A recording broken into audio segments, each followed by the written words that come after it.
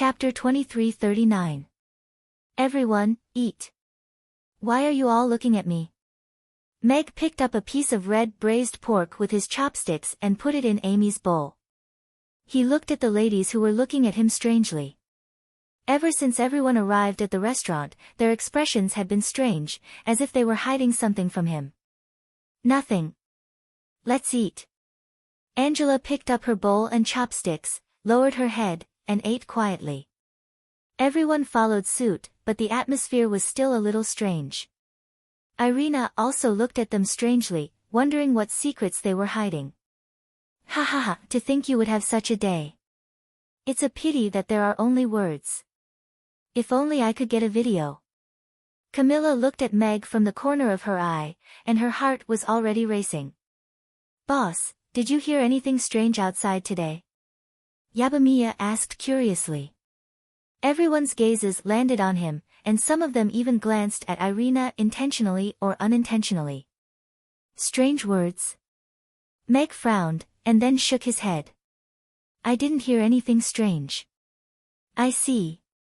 Then it's fine. Today's red braised pork is so delicious. Yabamiya put a piece of red braised pork into her mouth, and didn't say anything else. Meg was a little confused. He felt like they were hiding something from him. After lunch, Meg opened the door and greeted them with a smile. Then, he met many strange gazes. How should he put it? It was like the whole world knew your secret, but you were the only one who didn't know that you had this secret. The customers entered the restaurant as usual, but they seemed a little more distant than usual. Only Harrison secretly gave Meg a thumbs up when he passed by. What the hell? What's going on? Meg entered the kitchen with a confused look, and started cooking for the customers with an inexplicable mood. Have you heard? I have. Who doesn't know now? I didn't expect him to be this kind of man. Yeah, if I had known, I wouldn't have waited until now. TSK. He has such a beautiful wife at home, and he still does this kind of thing.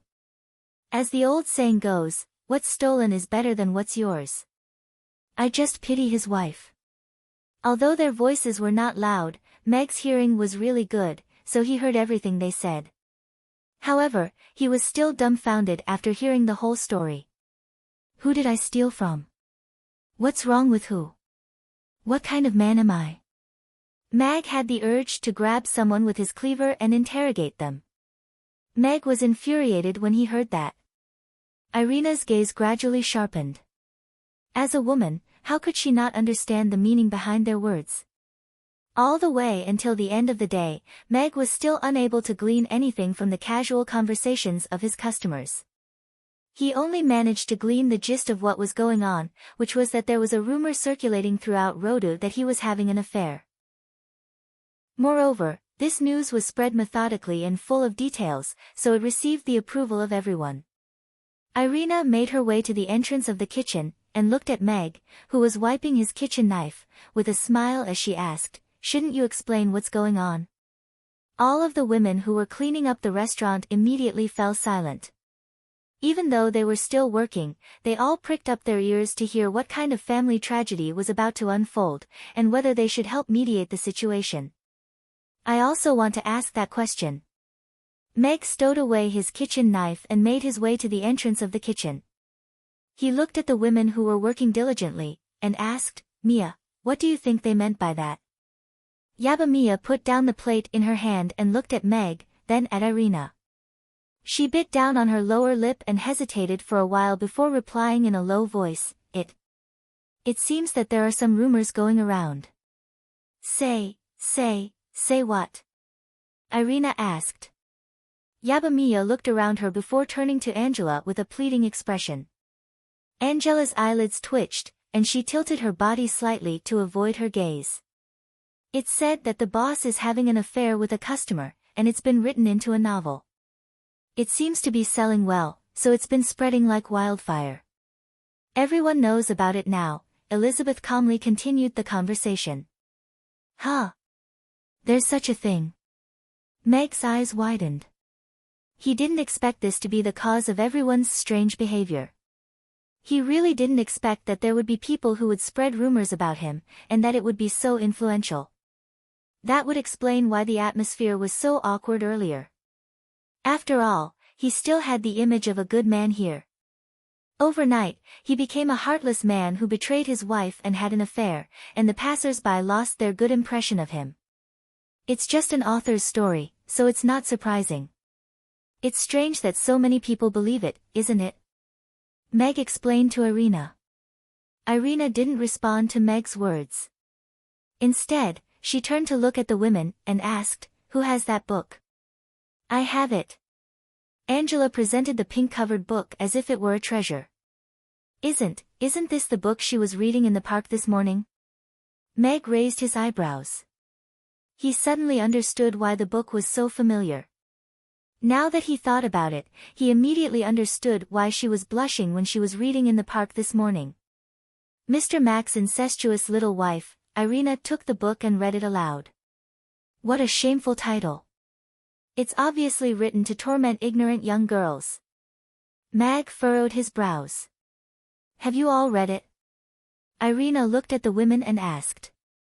No. The women all shook their heads, including Angela. You haven't read your book? Irina looked at Angela strangely. I haven't had the chance to read it yet, Angela said, blushing slightly. Like hell I'll believe you. Meg rolled his eyes and reported, she was reading this book alone in the park this morning.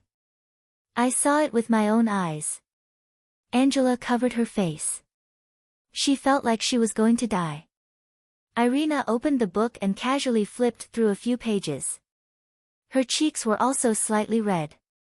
She quickly closed the book. Why are you blushing again? Haven't you read romance novels before? Meg muttered in his heart, but he still said with a straight face, is it full of made-up content? This kind of book, from the beginning of the title, is not worth believing a single word. How can people take it seriously?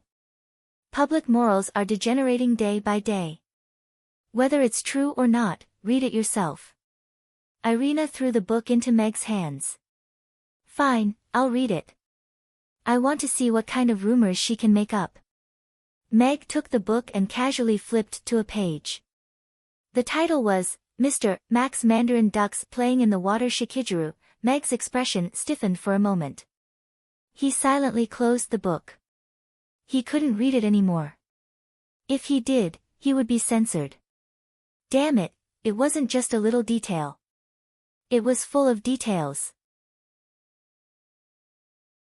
Chapter 2340. The restaurant was completely silent. Everyone's eyes were fixed on him. This, Meg muttered to himself. He was sure that the events in the book had never happened. He didn't take a bath in the hot spring with that diner, little Exian, and even did it 7 times in one night. But this kind of thing. With so many girls present, it was hard to explain. This is a rumor, a blatant rumor, Meg said with a serious expression. Correction, this is a blatant rumor? Angela said.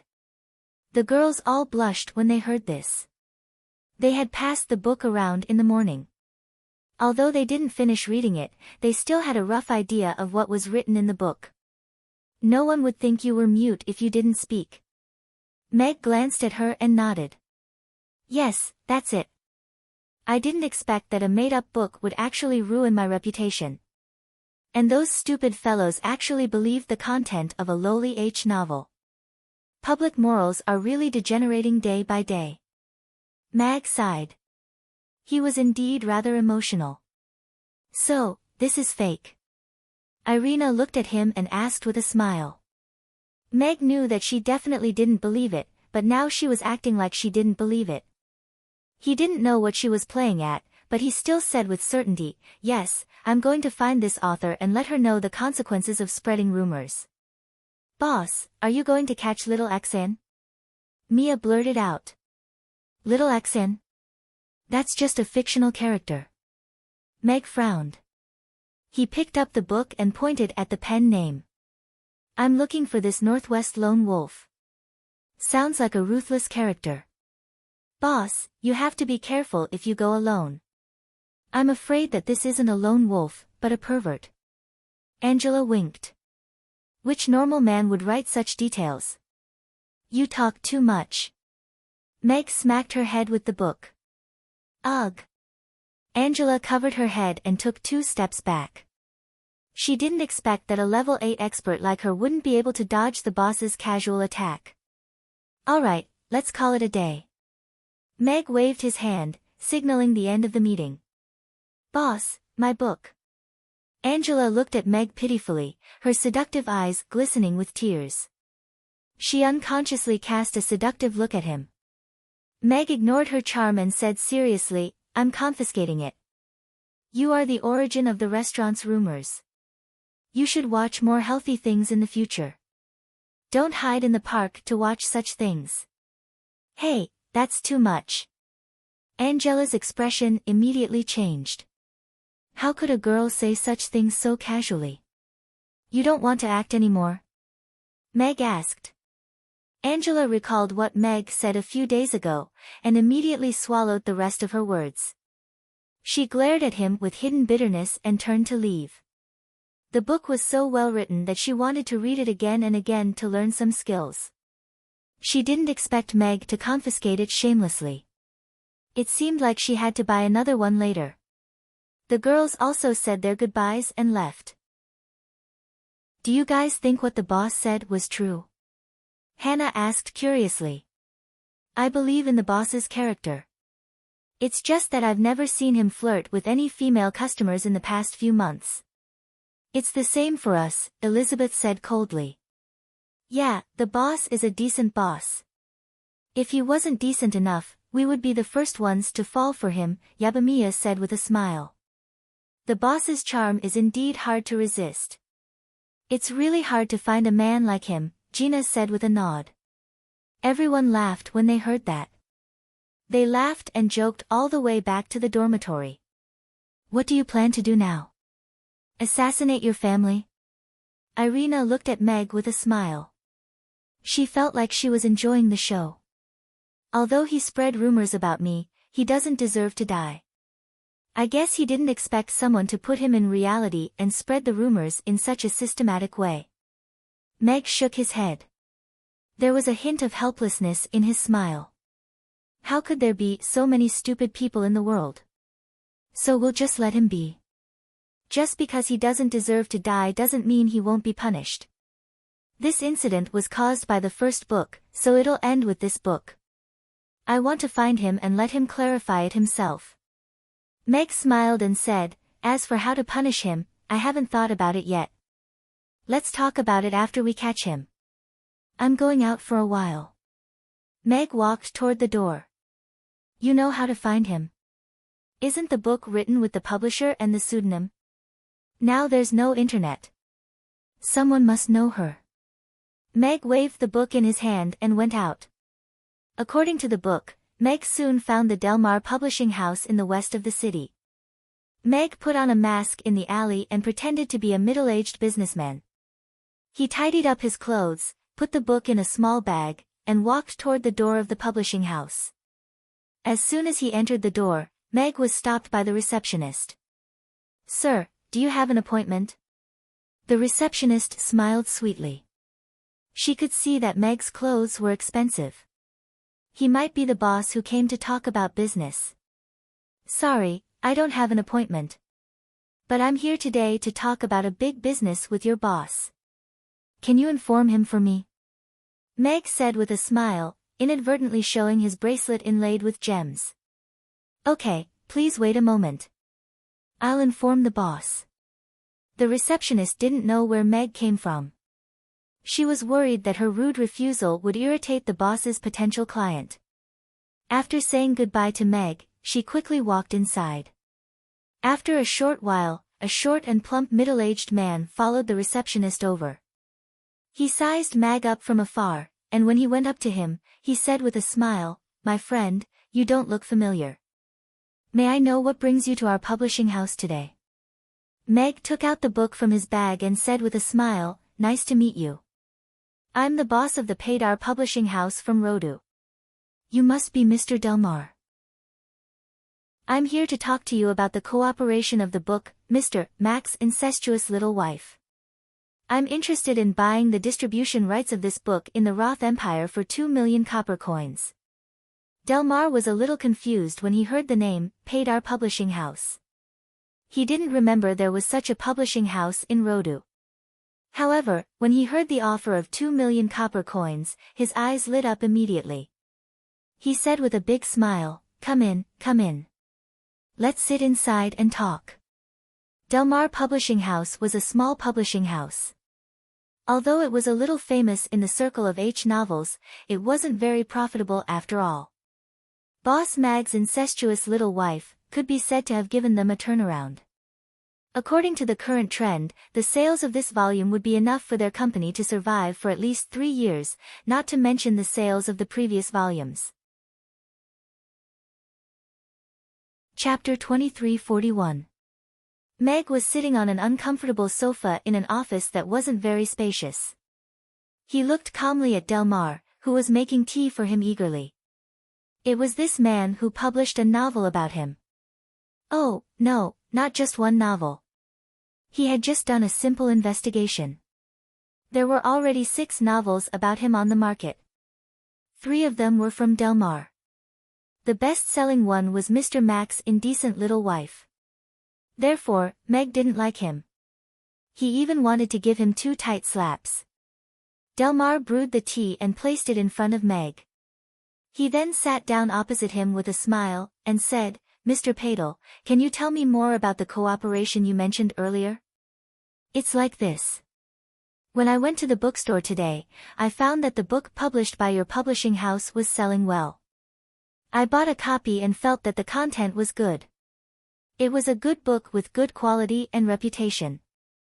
Therefore, I came here according to the name of the publishing house on the cover. I wanted to talk to you about the cooperation and whether I could buy the publishing rights in the Roth Empire." Meg smiled, and said, "With our Paydar Publishing House's capability and channels, we can give you a 50% share of the profits in addition to the publishing rights fee." This. Delmar's eyes rolled quickly. There was actually such a good deal. 2 million copper coins was not a small sum of money to Delma. Although Boss Mag's Incestuous Little Wife seemed to be selling well and had successfully made its debut in the entertainment circle, due to the limitations of the subject matter, it would probably only be able to sell 100,000 copies. After deducting all the costs, they could only earn 2 million to 3 million copper coins. If this god of fortune could give them 2 million copper coins and let him have a bite of the huge cake that was the Roth Empire, that would be great. "You think it's not enough?" Meg curled his lips, but his voice became colder. "It's not at all." Delmar quickly shook his head with a smile, and said, "You see, this is not a small cooperation. We still have to discuss it properly. I just want to give you some guidance. How many copies of this book do you think can be sold in the Roth Empire? With the quality of this book and Mr. Mac's popularity, it shouldn't be a problem to sell millions of copies, right?" Meg pursed his lips. 1 million copies. Delmar's eyes lit up. Even if he earned 30 copper coins per book, 50% of the profits would still be more than 10 million. The Roth Empire's market sure is massive. Delma's breathing became a little heavy. This was simply too tempting for him. Most importantly, he could have kept this collaboration a secret and not told Lone Wolf of the Northwest. He could have secretly taken the money and earned another 10 million for no reason.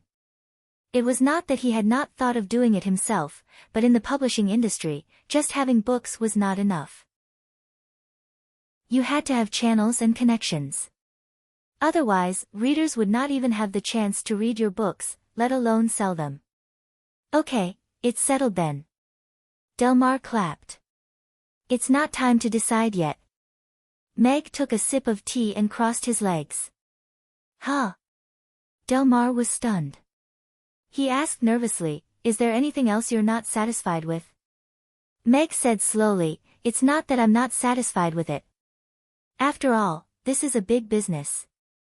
I want to meet the author of this book while I'm on a business trip to Chaos City. I want to talk to him about the creative process of this book and his future plans. You want to meet the author? Delmar pondered. He was a little worried that Meg would poach him, but at the same time, he did not want to lose this opportunity. He was a little conflicted. If it's not convenient, then forget it. Meg put the book back into his briefcase and was about to walk to the door. Delmar got up quickly and said with a big smile, "Of course it's not convenient. Of course it's not a problem if you want to meet the author. I'll go to find the editor in charge of following Lone Wolf of the Northwest and take you to meet him." "Oh, I'll go with you." Meg glanced at him as if he was judging his sincerity. After a while, he nodded. Delmar hurriedly went out and wiped the cold sweat on his forehead. Sure enough, the aura of a person who was willing to do business with millions of yuan was different. "Boss. It's not very appropriate. Lone Wolf of the Northwest never sees anyone. Last time, when you asked me to talk to her about the signing event, she didn't agree no matter what. This time, if you want to take someone to see her, she definitely won't meet you." The editor looked at the boss with a worried face. Ever since she became the editor of Lone Wolf of the Northwest, she had not had a good day. However, after raising a dog for 3 years, she still had feelings for it, not to mention that the dog sent razor blades to an author every day. This was an author she had raised step by step. How could she not be protective of him? Today, she has no choice but to meet this person. "Take us to her now," the boss said seriously. Then, he moved closer to the editor and lowered his voice. "This customer is very important. After it's done, I'll give you a 1,000 yuan raise and double your year-end bonus." "Really?" The editor's eyes lit up. "When have I ever lied to you?"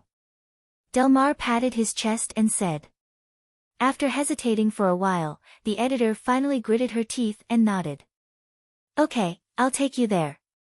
But let's make it clear first. If she doesn't want to see you, you can't force her. She's an author. If she doesn't want to update, I can't do anything about it." Not updating was the last stubbornness of an author. Hearing this, Delmar also became more cautious. Although they had signed the contract, he really couldn't go too far. At present, the publishing house depended on her. Meg boarded the carriage prepared by Delmar. The middle-aged woman sitting opposite him had been secretly looking at him. About 10 minutes later, the carriage stopped outside a small courtyard in the southwest of the city.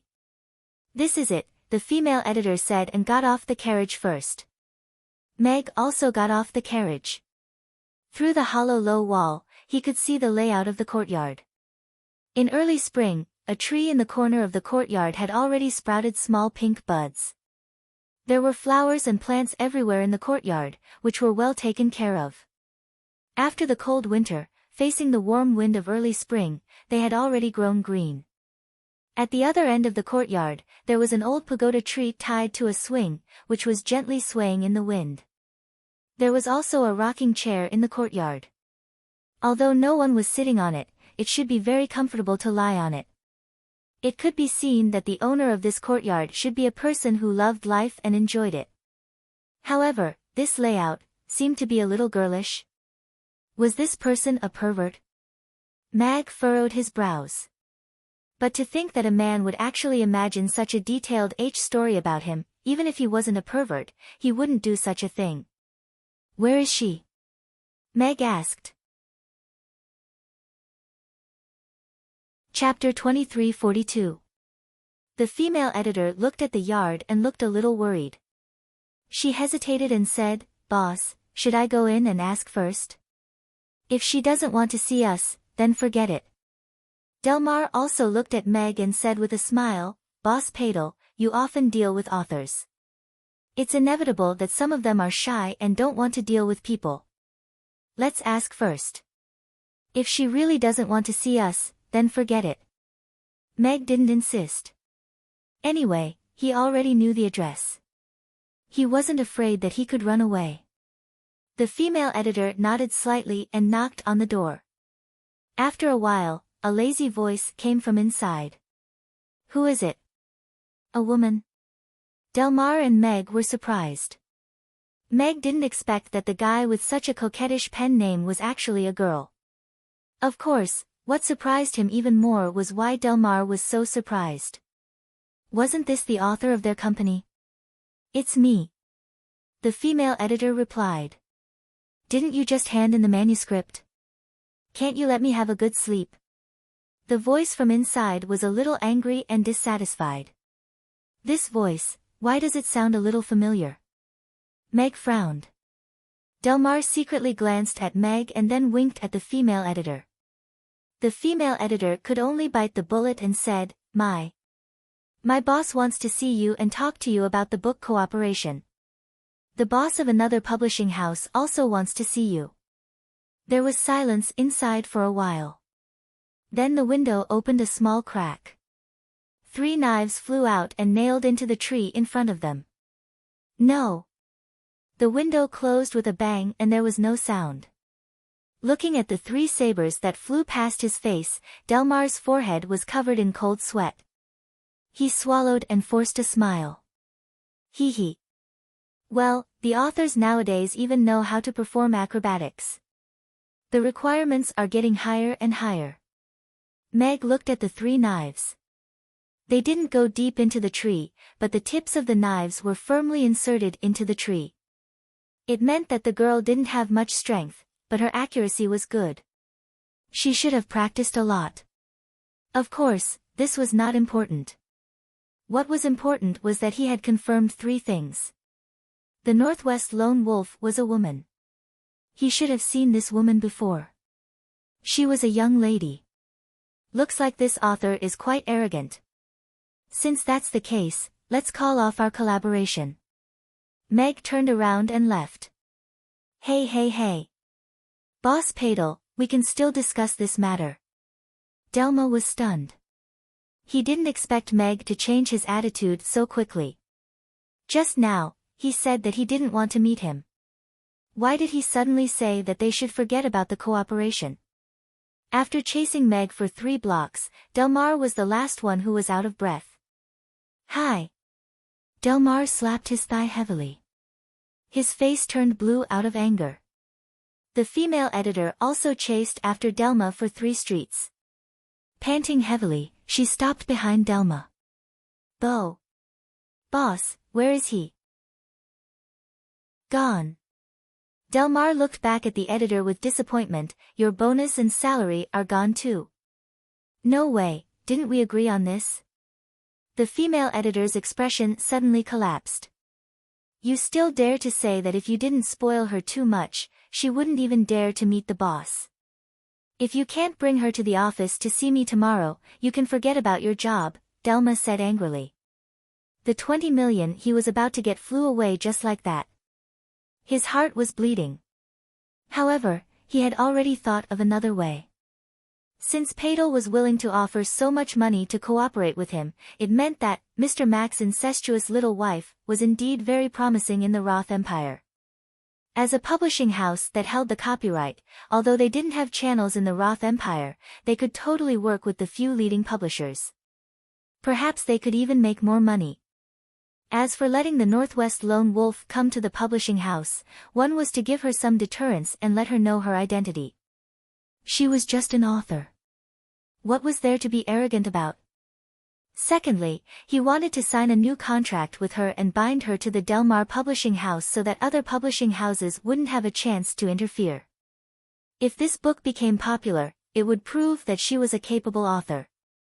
She might even be able to sell well in the future.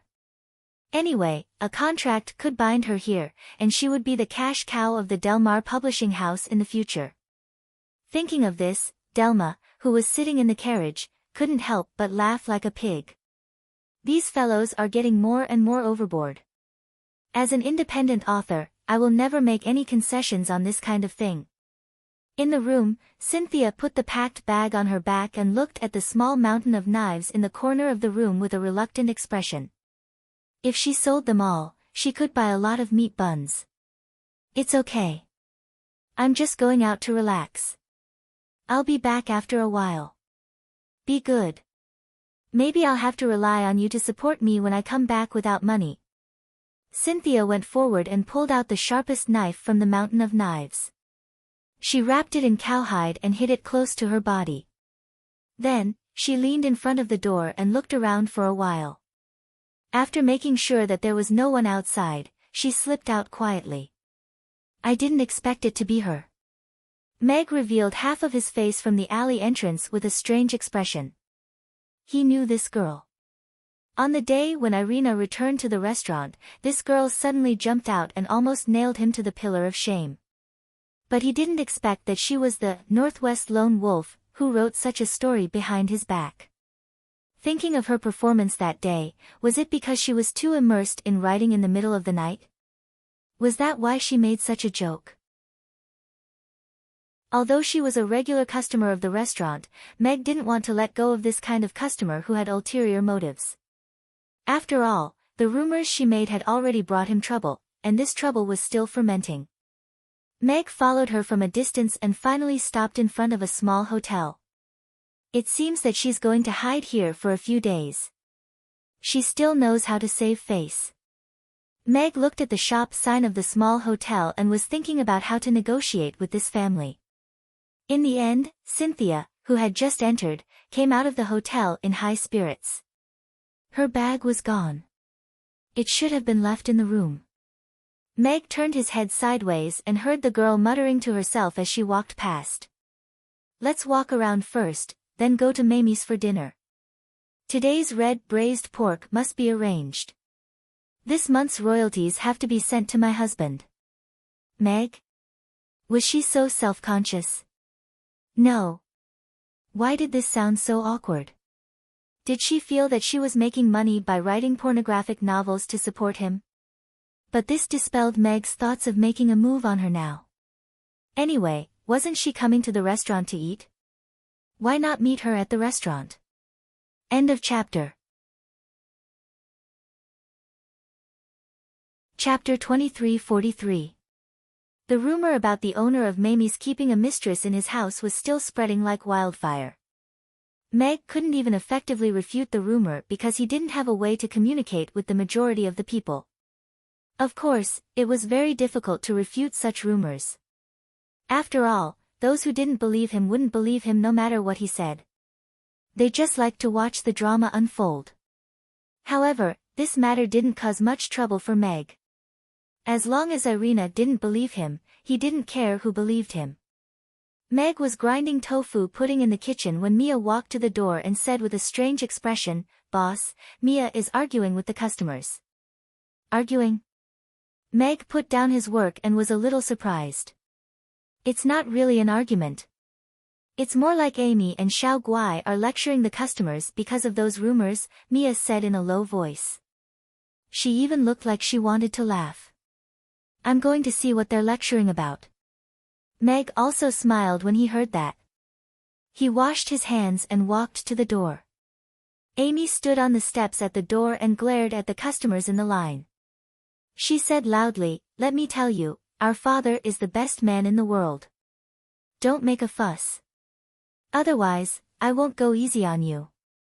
After saying that, she snorted coldly and put her hands on her hips with a fierce but adorable expression. We're super fierce. Ao, Xiao Guai stood beside her on Ugly Duckling and raised a big spoon that it had stolen from the kitchen. It opened its mouth wide and let out a soft roar. The restaurant instantly fell silent. The customers looked at the pair of adorable babies and tried their best to maintain a serious expression so that they wouldn't laugh. This is too adorable. How can there be such adorable babies in this world? And they're even a couple. Could Mr. Mac's crisis management be using his precious daughter to act cute? I admit, it's effective on me. The customers' eyes lit up, and even their gazes became gentler. In this world, the people who trusted Mr. Mac the most were probably this pair of adorable babies. Up until now, they still hadn't figured out when Mr. Mac gave birth to the baby, and they weren't sure if she was Mr. Mac and the lady boss's daughter. However, after glancing at her occasionally in the restaurant for the past 2 days, she was completely captivated by his cuteness. Today, seeing her riding the big orange cat like a little bodyguard and standing guard beside Amy, the two cute little fellows were simply too adorable. What are they doing? This was only one book. Why do I have such a strong sense of immersion? Cynthia, who was standing in the middle of the group, felt even more anxious. From the moment she started queuing up, she had heard many rumors about the affair between Mr. Mac and the diner, Little Exian. With her as the main frame, the details were blurred, and various versions and scenarios were spread out. The rumors were spread in an orderly manner. At first, she was elated that she had really made it out of the entertainment circle this time, but after listening for a while, she felt that something was wrong. They weren't discussing the plot at all. Instead, they were treating the plot as reality and directly fabricating a mistress who was having an affair with Mr. Mac. Then, they discussed it with certainty and criticized Mr. Mac. This was a rumor. In Cynthia's mind, Mr. Mac had always been a perfect man with excellent character. This was also the reason why she had set him as the male lead. However, she never expected that a book that was originally only spread secretly in a small circle would actually become popular in the entertainment circle. What was even more unexpected was that there would be people who would treat a plot imagined and described in a book as something that happened in reality. Moreover, it had become a hot topic that almost everyone was talking about now. Looking at Amy and Xiao Guai, who were standing at the entrance of the restaurant with serious expressions, she didn't think that this was something interesting. Instead, she felt that she was committing a crime. That was their beloved father, who was like a mountain. Now, he was being criticized and criticized for no reason. And all of this was because of the novel she had written. Are you crazy? Cynthia clenched her fists. She wanted to rush out and explain to everyone. However, when she took a step forward, she stopped abruptly. She was a little scared. She suddenly didn't know how to handle all of this. Even if she said that she was the author, would these people believe her? She was Cynthia. A few days ago, she had asked Mr. Mac in front of the lady boss when he would marry her. If she stood out now, would they say that she was Xiao Exian? Wouldn't that prove that it was true? This is such a mess. I don't know how Mr. Mac is going to deal with it. George sighed. Romantic debts are the hardest to repay. Harrison also shook his head. What do you know? This is just a rumor. I believe in Mr. Mac's character. If he was the kind of man who would be seduced by customers, there would be a lot of women who are more outstanding than Xiao Exian who would throw themselves at him. However, Miranda was very determined at this moment. He has such a beautiful wife, so he has never cared about other women. There aren't many beauties like the lady boss in Chaos City. I'm on Big Sister's side on this. I also believe in Mr. Mac's character. Georgina nodded, and said, what kind of pure person is he to be able to constantly improve himself and create one dish after another? Besides, all of the young ladies at Amy's are very beautiful. I've never heard of any rumors about them. Why would he lay his hands on a customer who came out of nowhere? This doesn't make sense. Harrison and George were stunned. They were slightly biased toward their wife. Meg stood in front of the floor-to-ceiling window, and looked at the two little girls who were unhappy. He felt a little warm and apologetic. Yes, he didn't care, but the two little girls didn't seem to think that way. Therefore, they tried their best to protect their father's image, and forbade others from badmouthing him. Then, he saw Cynthia standing in the line. She had a conflicted expression, and cold sweat was pouring down her forehead. She bit her lip one moment, and wanted to go forward the next. She also looked like she was suffering. Looks like her conscience isn't completely broken. The corners of Mag's mouth curled up slightly. This rumor that originated from a fanfiction was rather funny. Perhaps even she didn't expect that her fanfiction would become popular one day. After all, she was suddenly pulled into reality.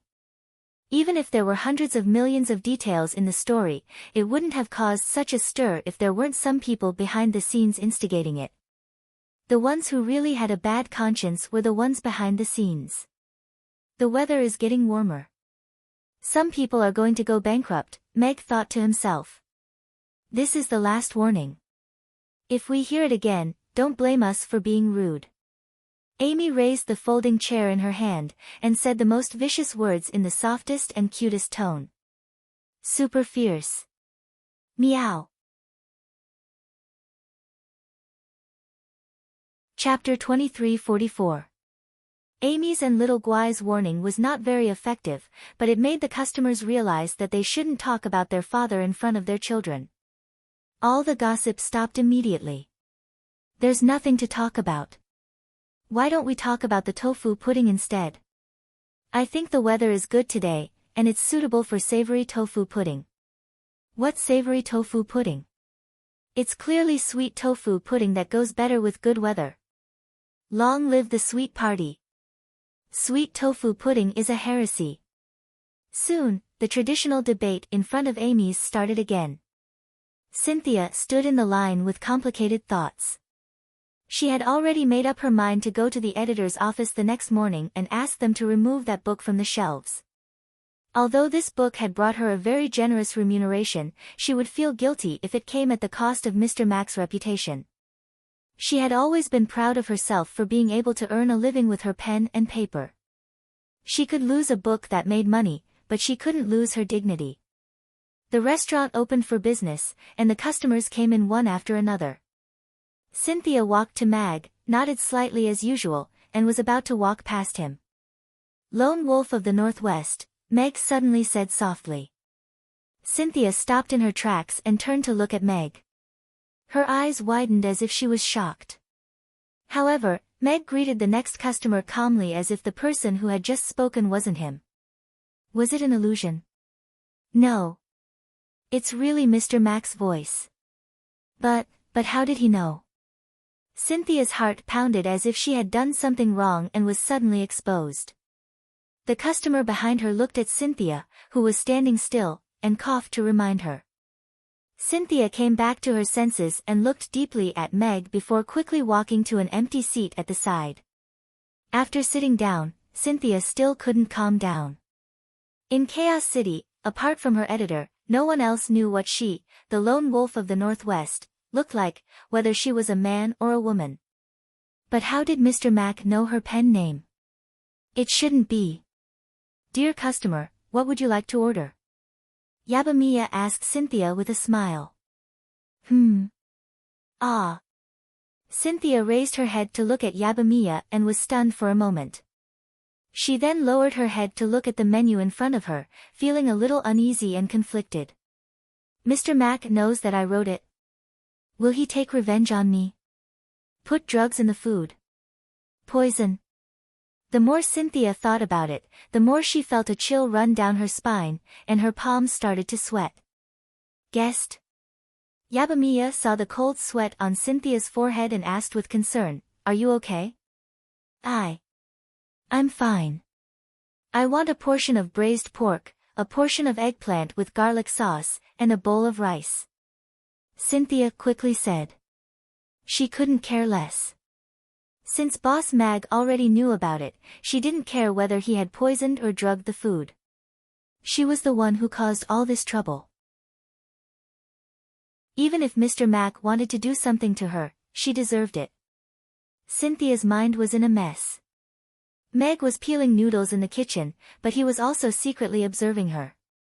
He wanted to know what this lass was thinking when she came to Mamie restaurant for a meal. Was she the kind of pervert who wanted to see how he was going to keep her after she caused such a scene, or was she feeling guilty and wanted to make up for it? So far, it seemed that she still felt guilty and uneasy about everything that had happened. At least, she didn't show any signs of gloating. Of course, this didn't mean that Meg had forgiven her. Everyone had to pay the price for what they had done. Regardless of whether it was your intention or not, this incident was ultimately caused by a book.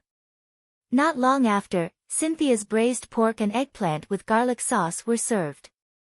Smelling the rich aroma of the meat, Cynthia swallowed her saliva.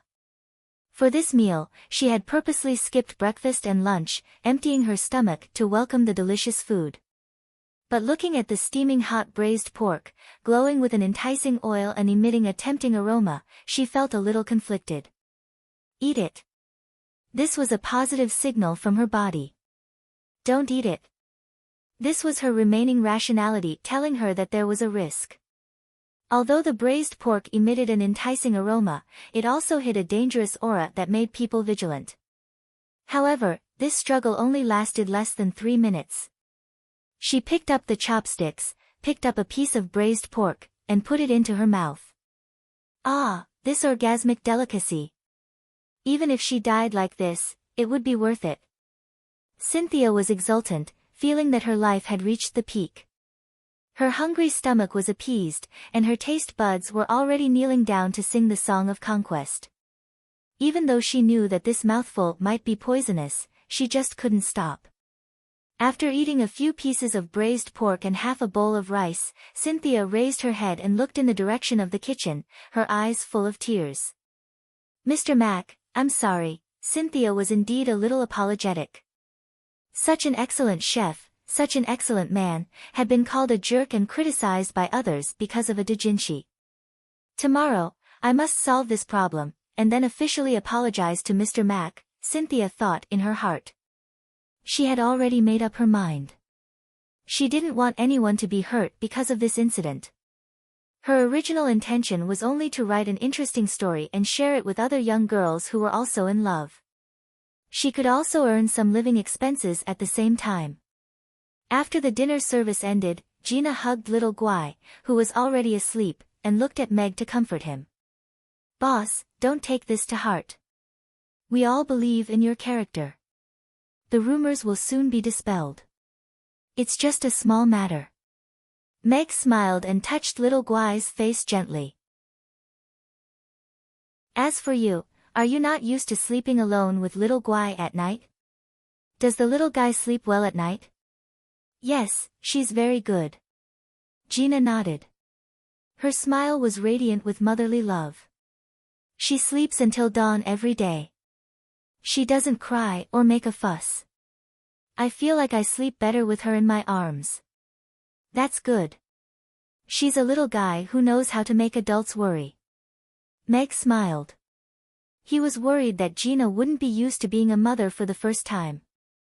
Now, it seemed that his worries were completely unnecessary. "Then you all should go back and rest."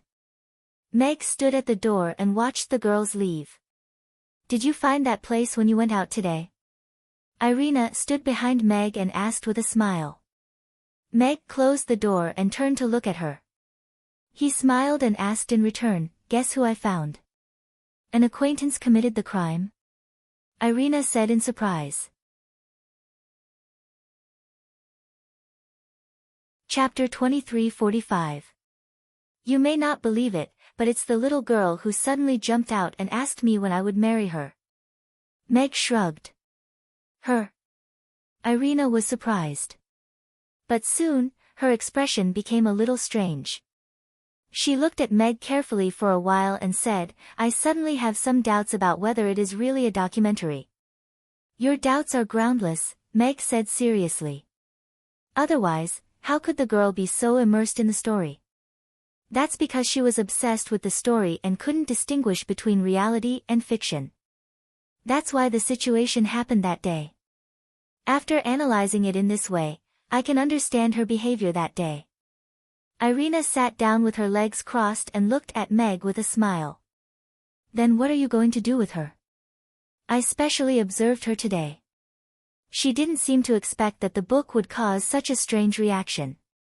"So you're going to let her go?" "No, since she did this, she has to bear the corresponding responsibility." Meg shook his head slightly. "But I still want to find out who deliberately led this book to reality. This guy is much worse than her." "You think someone wants to deal with you?" Irina was a little surprised. "If they know I'm Alex, they naturally wouldn't dare to have such thoughts. But if it's Meg, there are many people who are jealous of Mamie's business." Meg smiled. A restaurant owner was not a strong deterrent. "Interesting. I just came back, and they're doing this. They want to make me look bad. Irina's face also turned cold. After the next morning's business hours, Meg contacted the intelligence system of the Grey Temple and used a little privilege to check if someone deliberately led the public opinion about Mamie's. It was indeed very efficient to use public resources for private purposes. A brief report was soon sent to Meg. Delmar, Cyril, these two guys, I didn't expect them to come together. Meg looked at the brief in his hand with a cold smile. In order to increase the sales of this book, Delmar Publishing deliberately changed the title of the book. When it was released, intentionally or unintentionally, it was labeled as a real-life adaptation, which successfully created a gimmick and made it popular. In the process, the name Cyril appeared. In this operation, he helped Delmar a lot and bribed Dwuja bookstore to slander Meg. Meg could more or less understand Delmar's behavior. After all, it was related to interests, and there were many people who would do shameless things. However, Cyril had already lost the fight for the right of inheritance with Gloria, and was kicked out of the competition. What the hell was he trying to do now that he was not thinking about how to counterattack, and was instead trying to defame him? Although he didn't understand, it didn't affect his decision to make these two pay some price. Meg rode his bicycle to Delmar Publishing again. Before he arrived at the door, he saw Cynthia wandering in front of the publishing house. Why is she here? Meg stopped his bicycle and stood against the wall, looking at Cynthia who was wandering in front of the publishing house. Cynthia didn't look very good today. Her eyes were dark, as if she didn't sleep well last night. After a while, she seemed to have made up her mind. She looked up at the sign on the door and walked into the publishing house. Meg was interested. He put away his bicycle and sneaked into the publishing house. He found Delmar's office and stood in the corner to listen. What? You want me to take down Mr. Mac's indecent little wife? Delmar's sharp voice sounded. There was surprise and anger in his voice. Yes, I didn't know until yesterday that this book has caused great trouble to Mr. Mac's life and even hurt his family. I never thought this would happen. I feel very guilty and apologetic toward Boss Mag, so I want to remove this book from the shelves right away. At the same time, I'm going to write a clarification letter to inform everyone that this book is just a figment of my imagination, and has nothing to do with Boss Mag. Boss Mag is a good man. Cynthia's voice sounded. Her voice was firm. Meg nodded slightly. This girl really didn't know anything. She still had a conscience to stop and make up for it. Humph. Do you think you can take it down just because you want to? Delmar snorted, you took a lot of royalties and now you want to take it down. Who will bear the loss of our publishing house? Do you think our publishing house is a fool? Are you taking us for fools? Let me tell you, this book will never be taken down. Not only will it not be taken down, but I will also find someone to change it into a picture book and a play. You bastard. Meg's eyes turned cold. You are shameless. Cynthia was furious. You will ruin Mr. Mac. He didn't do anything. Ha, you wrote it. Even if I ruin him, it's you who did it. I just want to make money. Delmar grinned. Besides, you have signed a contract with me. If you continue to write well, you will get more and more royalties. If you don't know the immensity of heaven and earth and make such an unreasonable request, be careful that I take out the contract and make you bankrupt. No. I don't want to ruin him. I like him so much. I just wrote a book. Cynthia was so anxious that she was about to cry. Don't be afraid. No one knows you are the lone wolf of the Northwest. If you don't tell anyone, no one else will know. You just need to write well and submit it on time. I will take care of the rest. You can get a lot of royalties, and I can make money. It's a win-win situation. Delmar's voice became gentler. As long as I am here, I promise you will be the most famous writer on the Norland continent. Go away. Don't touch me. I won't work with a shameless person like you. Cynthia's sharp corner arrived, accompanied by a painful groan and the sound of the door slamming shut. There was no sound in the office. Interesting. Mag's lips curled up as he left the publishing house. Cynthia ran out of the publishing house. She ran for a few streets and turned into an alley. Finally, she couldn't help crying.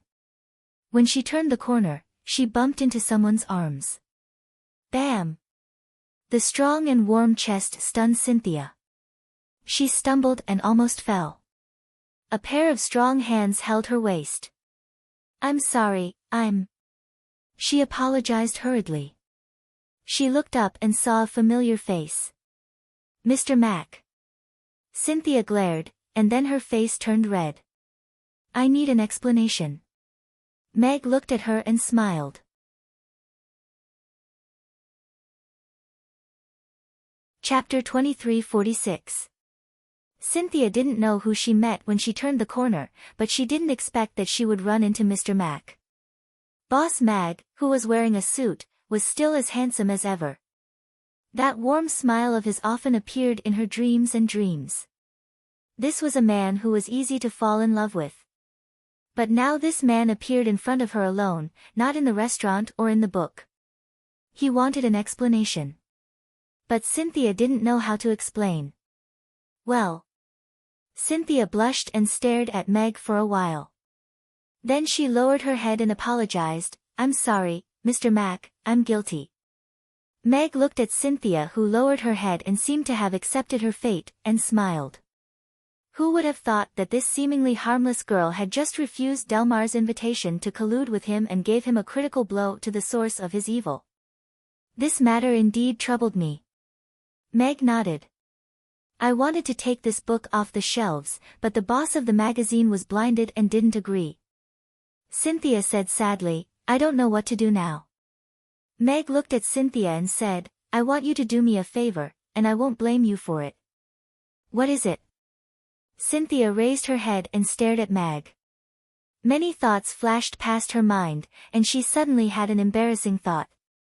However, she still blushed, and said, no matter what it is, I will do it. As long as you can forgive me, even if I have to give myself to you, I'm not that kind of person. Meg raised his hand to stop Cynthia from continuing this topic. Cynthia glanced at Meg. At the same time that she heaved a sigh of relief, she also felt a little disappointed. In the plot, this didn't seem to be the case. This kind of opportunity to be alone was usually prepared for the development of their relationship. Meg walked 2 steps closer to Cynthia and lowered his voice, saying, although this matter was caused by you, the more abominable guys are those who forced the connection with reality and spared no effort to promote it. About 10 minutes later, Cynthia left from the other end of the alley. She went to the small hotel to get her belongings, and then went home. Mag, on the other hand, went straight to Delmar magazine, but this time, he changed his face and identity. Please have a seat, Mr. Leviticus. I didn't expect you to come to Chaos City in person. I'm really flattered. Delma had a flattering smile on his face as he invited Mag to sit down on the sofa. Mr. Delma, I'm here to talk about cooperation. Let's get straight to the point. I'm very satisfied with your book, Mr. Mack's Incestuous Little Wife. I want to cooperate with you on this book. Our Lant publishing house will pay you a generous copyright fee and 40% of the profit. Meg leaned against the sofa and looked at Meg with a hint of arrogance. You should know the power of our Lant publishing house. Yes. Lant Publishing House is a very famous publishing house in the Roth Empire and even the entire Norland continent. It's our honor to cooperate with you. Delma nodded quickly and smiled even more flatteringly. However, he still asked carefully, but Mr. Lev, may I know the detailed amount of this cooperation? Can you tell me a little? As you know, it's hard to find good books in the market now. A few publishing houses have come to me, but I haven't replied to them yet. You're very sly. Meg gave him a deep look. Delma smiled embarrassedly. His back was drenched in cold sweat. Yesterday, he was still regretting that he had missed a big client. He didn't expect that a real big boss would come to him today. Unlike the publishing house he had never heard of yesterday, Lant Publishing House was a very famous publishing house in Rodu. It was said that it was one of the top 5 publishing houses on the Norland continent. He had spent a lot of money on this knowledge in the past 2 days. The intelligence agency had collected the latest ranking of publishing houses in order to find reliable partners. Lant Publishing House was on the list. If your publishing house can guarantee the quality of the book, I'll pay you 20 million copper coins for the distribution fee across the Norland continent.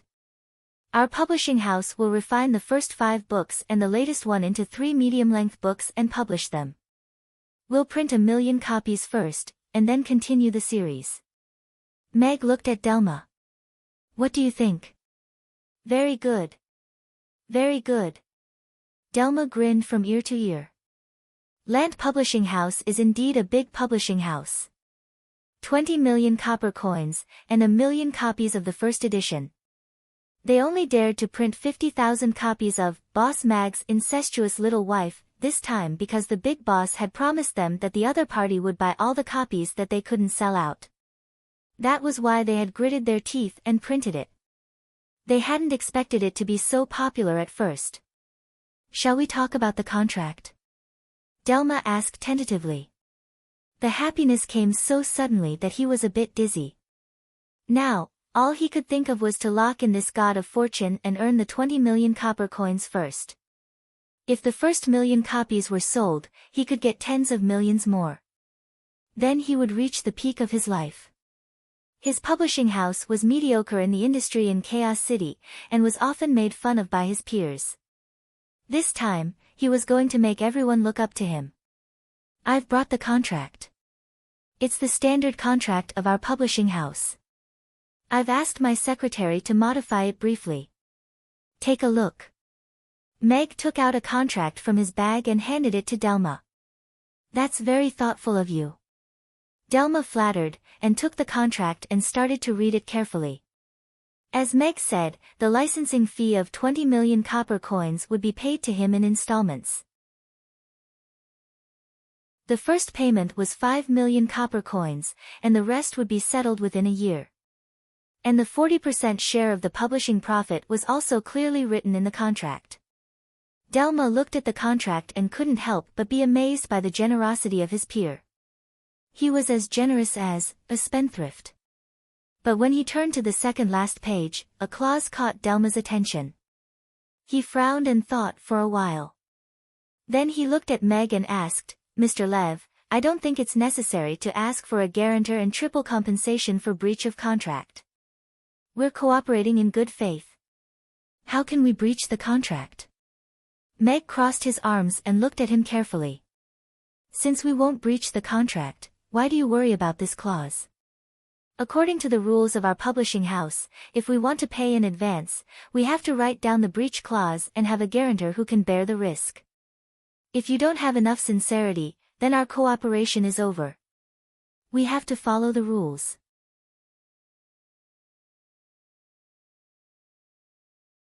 Chapter 2347. Delmar was a little confused by Meg's words. He thought of Padel, who suddenly left yesterday, and was afraid that Mr. Lev would leave too. He quickly stood up, and said, It's not like that, Mr. Leviticus. Of course, I'm very confident that our cooperation can be completed smoothly. Give me a day, and I'll go and contact the guarantor right now. I promise to meet your company's requirements, and will sign the contract tomorrow morning. Mag looked at Delmar and nodded with satisfaction as he said, All right, I can see that you're a forthright person. However, you have to remember that I have connections in Chaos City as well. Don't try to play tricks on me. No. I'll take care of it. Don't worry. Delmar smiled. After seeing Meg off, he wiped the cold sweat off his brow. He really wanted to find someone to sign the contract as a guarantor. Anyway, Mr. Lev came from Rodu, so he wouldn't know much about the locals. However, Lev's warning made him give up that idea. How could the boss of one of the top 5 publishing houses on the Norland continent not have any subordinates in Chaos City? He really couldn't just brush him off. Where can I find a rich guarantor? Delmar sat on the chair and scratched his head hard. He felt a headache coming on. Boss, Mr. Cyril is looking for you. The secretary's voice sounded from outside the door. Cyril. Delmar's eyes lit up. How could he forget about him? He quickly said, "Let him in." Delmar stood up to open the door, and Cyril walked in with a smile. Mr. Delmar, long time no see. I heard you've made a fortune recently. Thanks to you, I made some money. Delmar invited Cyril to take a seat with a smile, and closed the door behind him. Cyril lay on the sofa, and crossed his legs. He smiled, and said, "That's right. If it weren't for me, you wouldn't have been able to publish such a popular book.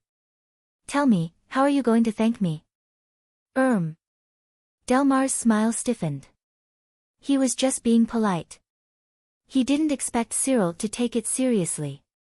Although Cyril had indeed put in a lot of effort to make the company explode this time, they had never talked about sharing the profits before. Naturally, there was no reason for him to give up the fat meat that was already in his mouth.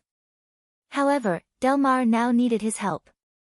After thinking for a while, he gritted his teeth and said, "Not only do I want to thank you, but I also want to do a good business with you." "Oh. What's the good news?" Cyril was really interested as he asked Delmar. Ever since he had returned to Chaos City from Rodu, he had completely fallen out of favor. He had been stripped of his status as the heir to the throne, and was now nothing more than an idler at home. If it weren't for the old madam secretly helping him, he wouldn't even be able to take a carriage when he went out. He couldn't take it lying down, so he swindled a sum of money from his mother, and borrowed some from a few bad friends to promote his book, Mr. Mac's Indecent Little Wife. He also spread rumors in all the major newspapers and libraries, and successfully smeared Meg's name. He came to see Delmar today to ask him to write a follow-up, The Unspeakable Secret of Mr. Mac and the Suede Boss's Wife. He wanted to destroy Gloria. He wanted this adulterous couple to be despised completely. In this way, the family Moraton's right of inheritance would return to him again. However, not having enough money to spend was still a sore point for him. He came to the publishing house today not only to ask Delmar to write a new book for him, but also to get some money from him. Delmar had made a lot of money, so there was no reason for him to lose money. Boss Mag's Incestuous Little Wife has become very popular. A major magazine publisher in Rodu came to me and asked me to license this book to them, and they're offering me a sum of money. Delma told Cyril about Mag's visit to him, and also made an offer to Cyril. How much did you say? Cyril stared at Delmar with his eyes wide open. 20 million, Delmar said. Fuck. You've made a fortune. Cyril almost jumped out of his chair. He had never thought that a book could make so much money. The deal is almost done. But according to the procedure of the big publishing house, I still need a guarantor. Of course, I thought of you, so I want you to be the guarantor. After the deal is done, I'll give you 5 million copper coins as a reward, Delmar said with a smile. 5 million copper coins. Cyril muttered. It seemed that the money was not enough, but he was actually very happy. It was enough for him to spend a lot of money. Don't you want that Boss Mag's reputation to spread far and wide? The boss of the Lant publishing house said that he would print 1 million copies for the first time. If he sold 1 million copies, his reputation would be completely ruined, and he would never be able to make a comeback, Delmar added. Really 1 million copies? Cyril's eyes lit up. He moved closer to Delmar and asked, "Can I add a character? This book is not finished yet. Just tell me what character you want. I'm sure you'll be satisfied." Delmar nodded with a smile. "I want to add the lady boss of suede clothing, Gloria." Cyril grinned. Delmar's expression changed slightly. He swallowed and said, Isn't that your niece?" "Yes, that's her." I want her to be notorious, Cyril said with a smile. Well. Delmar was a bit embarrassed. He was not stupid. He knew who Gloria was. She was the current head of Family Moreton, a rising star in the business world of Chaos City, and a business magnate in the future. He dared to encourage Cynthia to write about Mag in such a way because he was sure that as a restaurant owner, Mag was only good at cooking and had no power or influence. Even if he was angry, he couldn't do anything to him. However, the Moreton family was different. They could easily crush him to death with a single finger. Don't worry. As long as you make her infamous, she'll have no choice but to resign from her position as the family leader. From now on, I'll be the family leader of the Moreton family, and I'll protect you. Cyril patted his chest as he promised. You're right. You're right. Delmar agreed with a smile, but he didn't take it seriously. Others can't do it. Only the lone wolf in the northwest can do it, Cyril said. Okay. Delmar quickly said, about the guarantee, you see. When will you sign the contract? I have an appointment with her tomorrow morning. Then I'll come tomorrow morning. Okay. Take care. Delmar walked Cyril out with a smile. He said to his secretary, prepare the carriage. I'm going out. Soon, Delmar took the female editor to the carriage and went straight to the lone wolf in the northwest. In the carriage, Delmar said seriously to the female editor, you have to let me see her today. As long as she agrees to my conditions, you'll be promoted to the editor-in-chief. If it doesn't work out, you can go home. You don't have to come. Okay. The female editor got out of the carriage with an aggrieved face. She stood in front of the door and adjusted her mood. When she raised her hand to knock, the door opened from the inside. Come in. A voice sounded from inside. Daddy's restaurant in the alternate world will be updated continuously. There are no advertisements on the website. Please bookmark and recommend Daddy's restaurant. If you like Daddy's restaurant in the alternate world, please bookmark it. Daddy's restaurant in the alternate world, please bookmark it.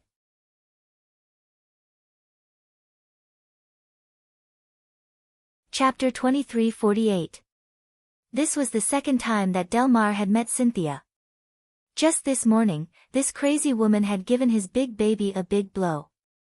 However, the negotiation process was much easier than he had imagined.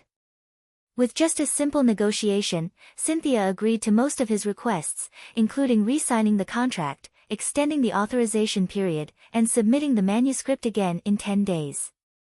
Isn't it too easy? Delmar returned to the carriage and asked the editor sitting opposite him with a bit of disbelief. She has always been like this. She doesn't care much about anything. The female editor said carefully. Great. Delmar clapped his hands and hugged the female editor with a laugh. He said generously, from today on, you are the chief editor. I will arrange the personnel transfer for you when we go back.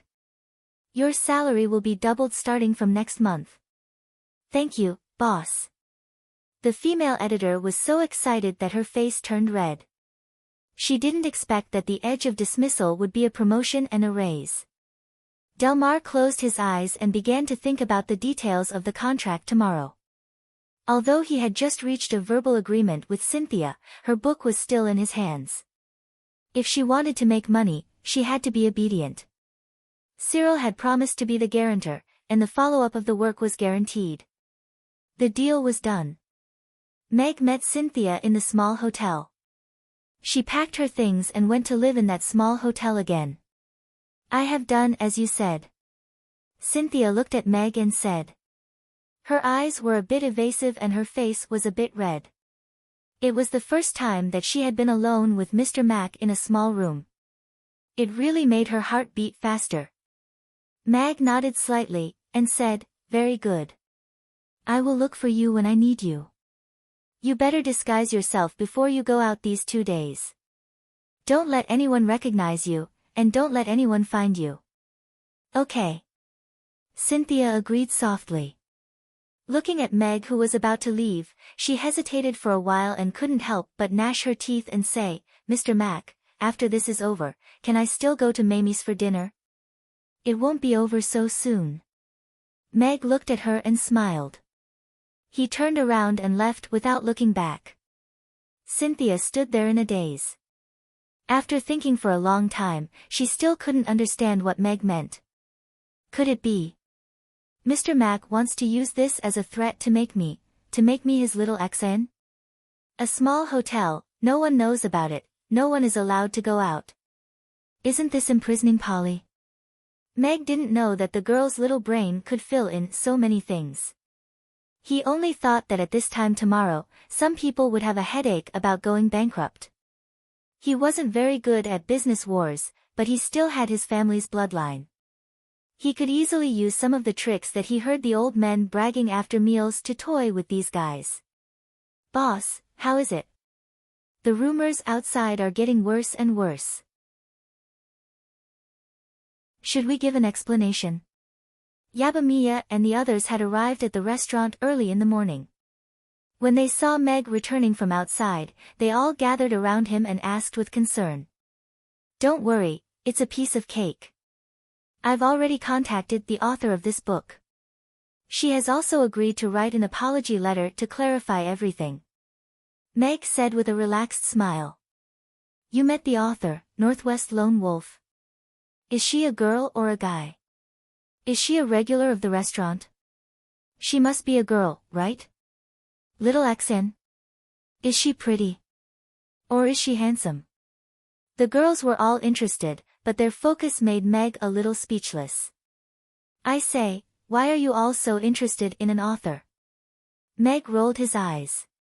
"He's a guy, a 40-something-year-old guy." "Wow! How can this be? It's over, it's over. I can't believe that the person who wrote such a detailed article is a big guy, not a pretty girl." The ladies were greatly disappointed and immediately lost their interest. "However, boss, I'm even more impressed by your charm now. What kind of charm do you have to make a burly man in his 40s write something so detailed?" "It's really jaw-dropping," Angela said to Meg with a weird expression. Meg squinted at her and didn't want to answer her stupid question. Now that the author has made a statement, this matter should be solved. Those who spread the rumor are really too much. They want our restaurant to be involved in a scandal and then fail," Yabamiya said angrily. "Even if there is a scandal, the customers who leave can't go to them." Meg shook his head with a smile and turned to the kitchen to prepare for the evening business. "Phyllis, come here. I'll teach you how to knead dough," Meg shouted in the kitchen. "Coming." Phyllis rushed into the kitchen like a gust of wind. Her face was full of excitement. She was finally qualified to unlock new skills. At 10:00 the next morning, Meg and Irina, who was disguised as a secretary, met Cyril at Delmar Publishing as expected. Irina took out the contract and asked Delmar and Cyril to confirm it again. Delmar skimmed through the contract and checked the amount. Then he confirmed that the contract was correct. Cyril didn't even bother to read it. He looked at Meg and asked, "Are you going to print 1,000,000 copies?" Meg glanced at him and curled his lips into a smile. He nodded, and said, "Yes." "Good. Then you have to sell them all. Let the story of this scumbag and bitch spread across the Norland continent." Cyril's smile became more and more smug. "This is a literary work," Meg said calmly. Delmar was afraid that Cyril would irritate Meg, so he hurriedly said, "Yes, yes, yes. This is an excellent literary work. Mr. Lev, we've checked the contract. There's no problem. Let's sign it." "Okay." Meg nodded. Irina handed him a pen. He signed his name and pressed his thumbprint on the contract. Delmar and Cyril, the guarantor, also learned the 1,000-character fingerprint. There are 3 copies of the contract. We each keep 1 copy. Meg put away a copy and snapped his fingers. Irina took out a silver note and gave it to him. This is 5 million copper coins. It's the first royalty.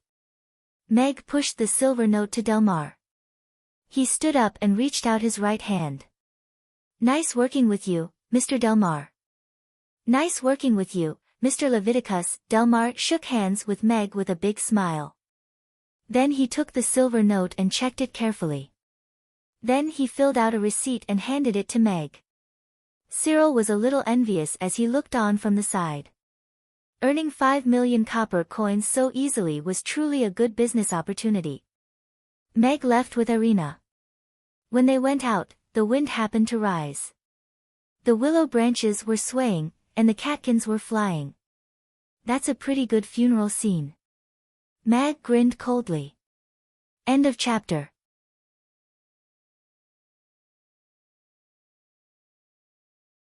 Chapter 2349. On the same day, on the front page of 5 influential local newspapers in Chaos City, the author named Lone Wolf of the Northwest published an apology letter and clarified the rumors that had been spreading recently. In this apology letter, he also criticized Delmar Publishing for their malicious marketing and refusal to take down the book, which had a negative impact on the author's life. In the end, the Lone Wolf of the Northwest also promised to stop updating Mr. Mac's Indecent Little Wife forever. This apology letter was also a notice to stop updating, and advised Delmar to take care of himself. The popularity of Mr. Mac's Indecent Little Wife made the name Lone Wolf of the Northwest quite influential. Therefore, when people saw this apology letter, it quickly set off a heated discussion. The author refutes the rumors online. She made it up. We were careless. I knew it. Mr. Mac is such an excellent person. How could he do such a thing? It's ridiculous. If Mr. Mac isn't that kind of person, then I don't have a chance. The author refuted the rumors in person, which was very credible. And it was funny to wake everyone up with one sentence and take it as reality. The news had legs. Soon, it reached Delmar, who was drinking with Cyril in the restaurant. What? Delmar dropped the wine glass in his hand. He grabbed the newspaper from his secretary's hand, and looked at the apology letter on the front page. His face turned pale instantly. What's wrong? Cyril raised his head from the abyss, and looked at Delmar confusedly. It's over. It's over. Delmar sat down on the chair, and said in a trembling voice, the Lone Wolf of the Northwest said she's not writing anymore. What do you mean she's not writing anymore? What's wrong? Cyril asked in a louder voice when he saw Delmar's expression. He asked the woman on top of him to go away. See for yourself. This is the author who wrote that book. She said she's not writing this book anymore. Delmar handed over the newspaper in his hand to him absent-mindedly. Cyril took it and read for a while, and smiled. It's just an author. If she's not writing, we can find another one. Can't we do it without her? We can't do it without her. Delmar looked at Cyril gloomily. Without her, we'll break the contract. Break the contract? Cyril's voice immediately became shrill, and he suddenly realized the severity of the situation. He hurriedly snatched the contract from the supervisor's hands, and flipped to the breach clause. His face immediately paled as he read through it. Delmar, you motherfucker. Cyril grabbed the glass and threw it at Delmar's face. I'm a victim. You asked me to be your guarantor. You want me to pay you 30 million. You old bastard. How black-hearted. Cyril flew into a rage. His face turned blue and red. He knew the terms were written in black and white. Since he signed it, he couldn't escape. I didn't know that bitch lied to me. She told me yesterday that she would continue to write. Who knew she would stab me in the back? Delmar was shaking with anger. I'm going to find her right now. I'll ask her to write a new clarification report. She'll say that the previous one is fake. I'll explain it to Mr. Leviticus. I think we can salvage the situation. You'd better salvage the situation. Otherwise, I'll make sure you can't stay in Chaos City anymore. Cyril flipped the table and left angrily. Delmar hurried downstairs. He took a horse-drawn carriage to Cynthia's residence. There was a big lock on the door. It was quiet in the yard. Delmar kicked the door for a while, but there was no response. He leaned against the door and slid down. His face was pale. He knew he was screwed. 30 million copper coins. He couldn't afford it even if he sold the company. Boss. The secretary came up nervously. Delmar looked at him. His eyes lit up. He said in a low voice, "Help me up. Let's go back to the company." Yesterday, the company had received a sum of money. Including the deposit, it was about 5 million. Plus the 5 million banknotes he received in the morning, it was enough for his family for the rest of their lives. It was a pity that the company he had built for half of his life would be ruined. He had thought that this popular book could be his money tree, but he didn't expect that the tree would break after 2 days. But it didn't matter. He would go to the company to get the money, and run away with his wife and children. He would let Cyril take care of it. Anyway, he was the guarantor. Delmar's horse-drawn carriage stopped at the gate of the publishing house. Delmar jumped off the carriage and rushed into the office. Soon, he came out with a briefcase and went straight to the horse-drawn carriage. But as soon as he came to the carriage, 2 hands had been put on his shoulders. Delmar was shocked. He turned around and saw the 2 officers' uniforms. His face turned pale. "Mr. Delmar, right? We have received a report that you are suspected of contract fraud and may escape. In order to protect the property of the owner, we will take you back to the mayor's mansion for further investigation. Please cooperate." One officer said in a low voice. "I'm innocent. I'm innocent." Delmar shouted. The noise outside attracted the attention of the staff of the publishing house. They all rushed to the door to see what was going on. Seeing their boss being detained by the officers of the mayor's mansion, they were all shocked. Were the publishing of small H novels so strict now? "Take him away." The 2 officers didn't talk nonsense with Delmar. They directly detained him in the prison carriage and took him away. On the other side, Cyril returned to the Moreton Manor. The more he thought about it, the more flustered he became. He hid in the room and asked the servants to guard the door. He said that he was sick and didn't want to see anyone. However, this was not enough to stop the officers from arresting them with a detention order. "What did I do? You want to arrest me? This is the Moreton Manor. You can't mess around," Cyril yelled. He was trying to put on a strong front, but he was actually a coward. "Cyril, you are suspected of contract fraud. The amount involved is huge. Now we are taking you back to the mayor's mansion for investigation. Please cooperate." The leading officer took out the detention order and said in a low voice.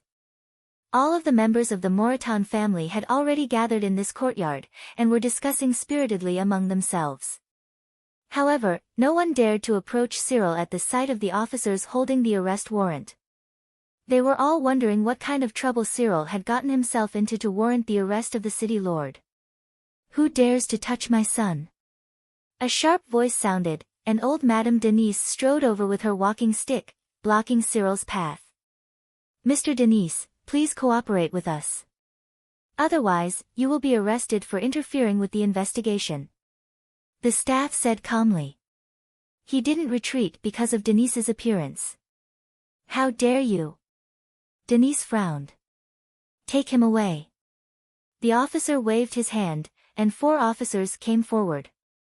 Denise grabbed the officer's hand and scratched his face. She shouted at the servants beside her, "Someone is beating me up. The officers are beating me up. What are you waiting for? Come and protect me and the young master." The servants looked at each other. They didn't know if they should intervene. These were the officers of the mayor's mansion. "If you don't back down, chase them all out of family Moreton." Denise said viciously. The servants had no choice but to surround her. Who dares? An angry shout sounded like thunder at the entrance of the yard. The yard suddenly became quiet. Everyone opened up a path. Geoffrey strode in and looked coldly at Cyril and Denise. Father, save me. Cyril shouted in panic, they want to arrest me for no reason. I am innocent, slap. A loud slap sounded. Cyril's face instantly swelled.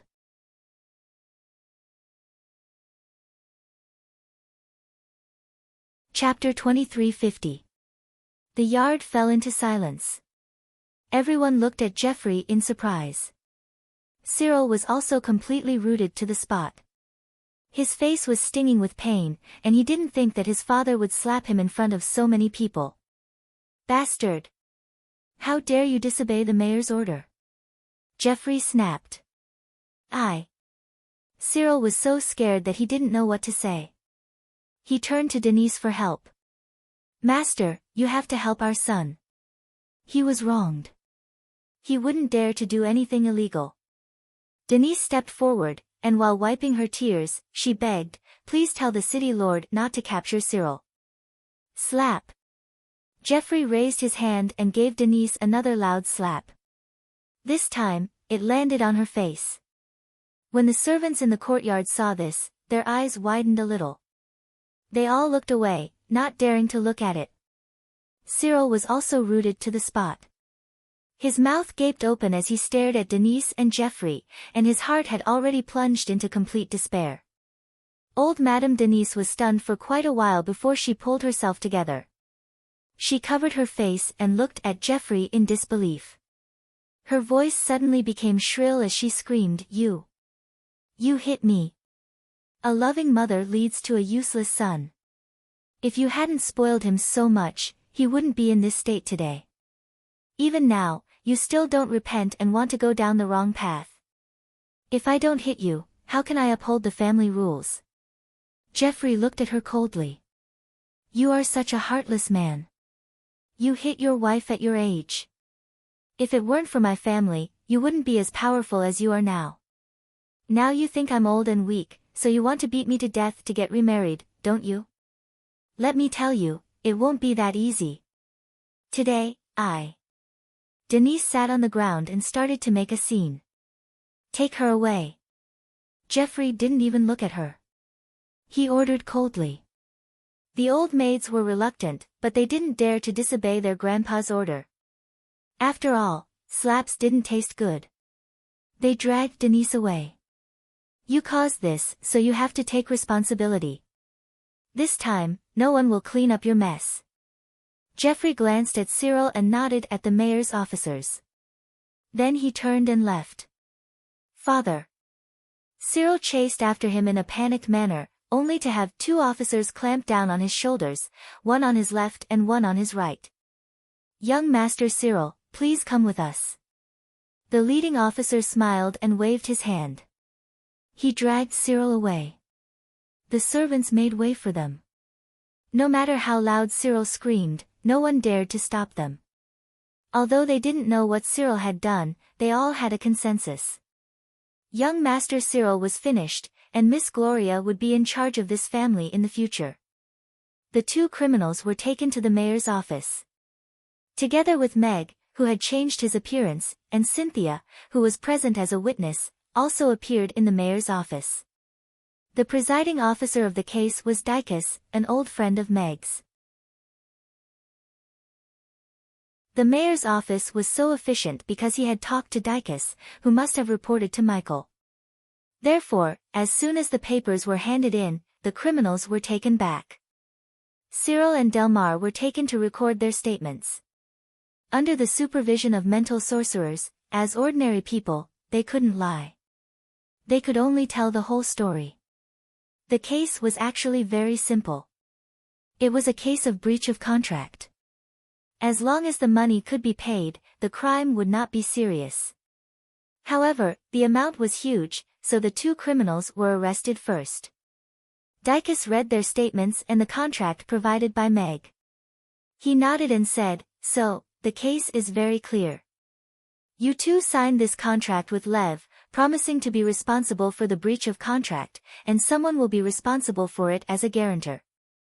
Now, Mr. Lev has provided a certificate that the original author has given up the continuation of the book and asked to remove it from the bookstore. This is a total violation of the terms of the contract. You two have committed fraud. Now, Mr. Lev wants to terminate the contract and ask you to pay the corresponding amount of 60 million copper coins. Bitch. You tricked me. You said you would continue to write the book. Delmar pointed at Cynthia, who was standing on the witness stand, and roared. I went to your publishing house this morning and told you my attitude. Many people in your company heard our conversation and argument. As for the agreement you mentioned, I don't know anything about it. You can provide evidence. Cynthia said calmly. You're lying. You said it. Delmar grabbed the railing. His knuckles were white, and the veins on his forehead were bulging. 60 million copper coins. Even if he and Cyril each took half of the money, it would still be 30 million copper coins. Even if he sold the publishing house, he could not afford it. Silence in the court. Dicus shouted coldly. Cyril looked at Delmar, and his heart sank. 30 million copper coins was not a small sum of money even for the Moreton family. To him, it was money that he could not afford even if he emptied his underwear. If it were before, he might have thought that his father would help him. But today, Geoffrey had told him clearly that he would not help him at all. Where would he find the 30 million copper coins? Sir. Cyril looked at Dicus, and said, This has nothing to do with me, Master Dicus. I was tricked into signing the agreement, and I didn't get anything out of it. This has nothing to do with me, so I don't have to take any responsibility, right? Isn't it written in black and white? You're the guarantor, so you have to take half of the responsibility. So, you have to pay half of the compensation. Dicus looked at him and smiled. Besides, it's not like you didn't get anything. According to your testimony, Delmar promised you 5 million copper coins. You took his money and worked for him. How can there be no risk? Cyril's face turned deathly pale as he pointed at Delmar and Mag, and said, They conspired to deceive me. How can there be such a coincidence? I just signed the contract this morning, and I haven't received the money yet. How can I break the contract? Sir, I was wronged. I'm the one who was tricked. Dicus ignored him and directly announced, The case is simple. The evidence is clear. Delmar and Cyril broke the contract and cheated Leviticus. According to the contract, they will pay Lev 60 million copper coins. Each of them will pay 30 million copper coins. Because of the large amount, you two will be detained for the time being. Ask your family to collect the money and send it to the mayor's office. After you pay the full amount, you can be released as soon as possible. If you can't pay the full amount, you will be convicted according to the difference. You are wise, sir. Meg smiled and cupped his hands.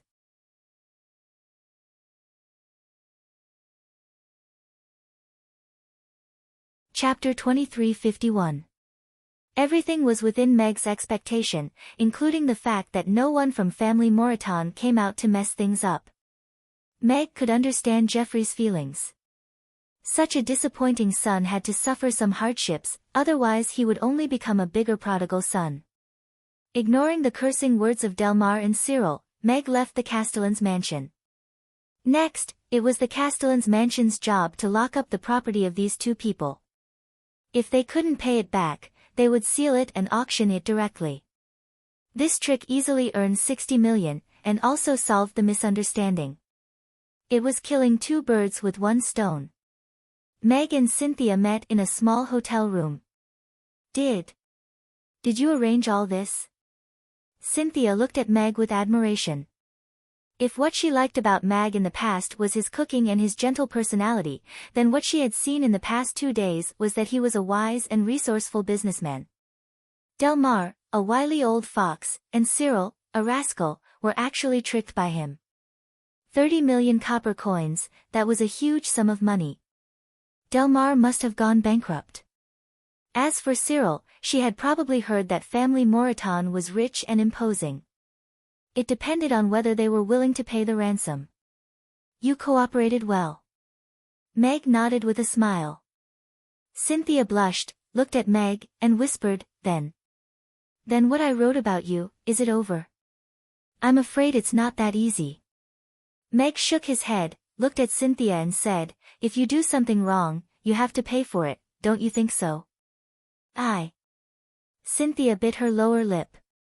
She was just an innocent little writer, what could she pay for it? The tens of thousands of copper coins she had were probably nothing in his eyes. She had sent an apology letter, and she had been a witness, but he still didn't want to let her go. Looking at Meg, who got up and closed the window, her heart thumped nervously. Why did he close the window? Were they afraid that some strange sounds would be heard? What did he want to do? But it was daytime now. Come on, Cynthia lay down on the bed and opened her hands, tears of resignation rolling down her cheeks. Her movements were so skillful that it surprised even herself.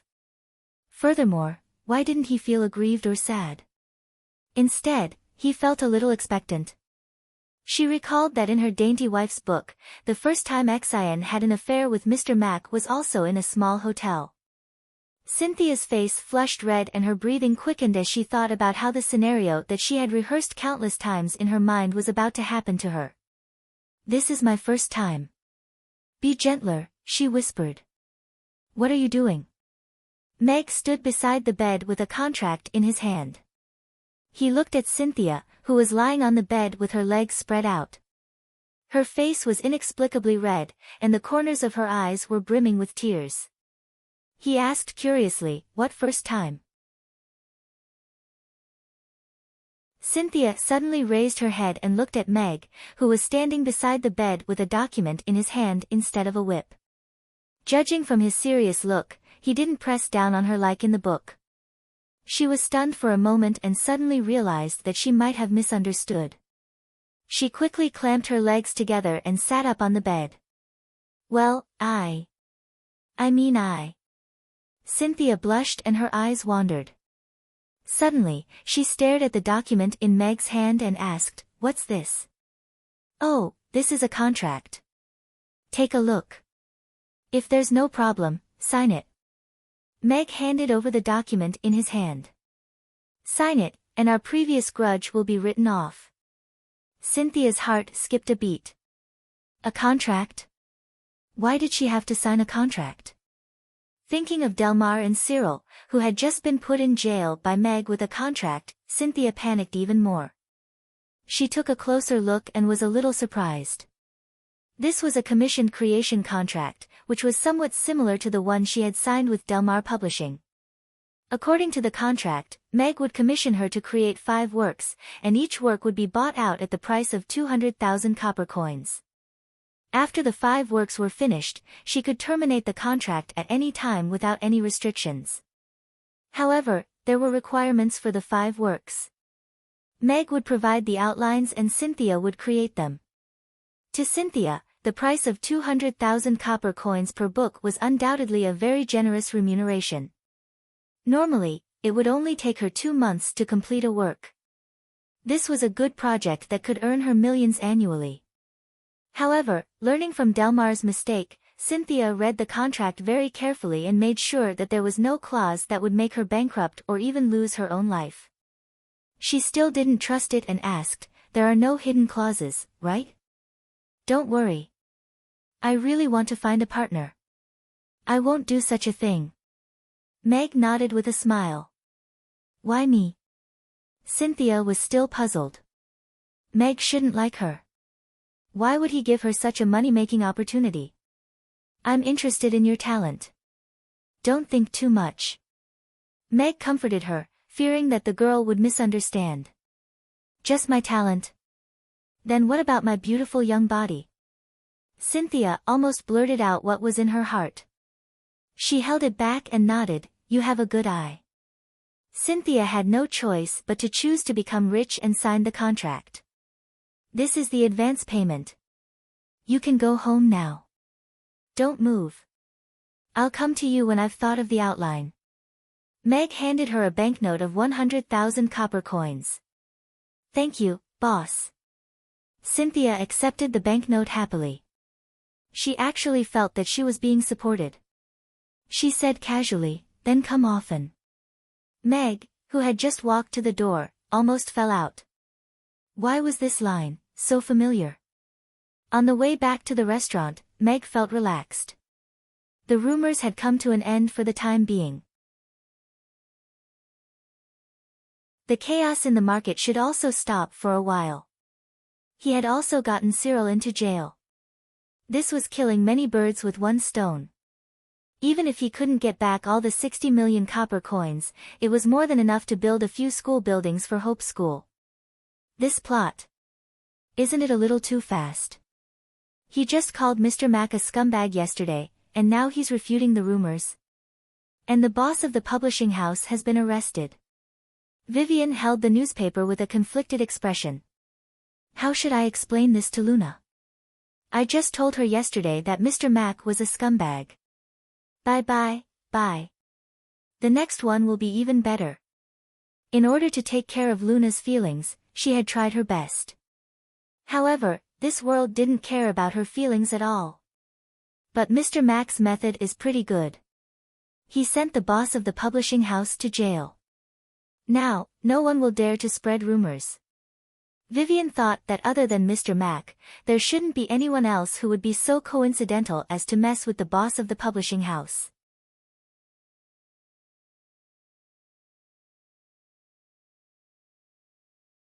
Chapter 2352. The news that Delmar and Cyril were arrested soon spread in the publishing circle. The details were not clear yet, but it was related to Mr. Mack's indecent little wife, and Delmar Publishing House had been shut down.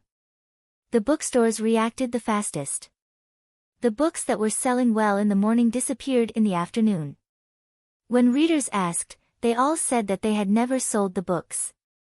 More and more rumors about this matter were spreading. Some said that it was Mr. Mack of Mamie's who took action. He sued Delmar for slander and put Delmar in jail. As for Cyril, people in the publishing circle had heard about what he had done with the book recently, so it was not surprising that he was arrested together with Mr. Mack.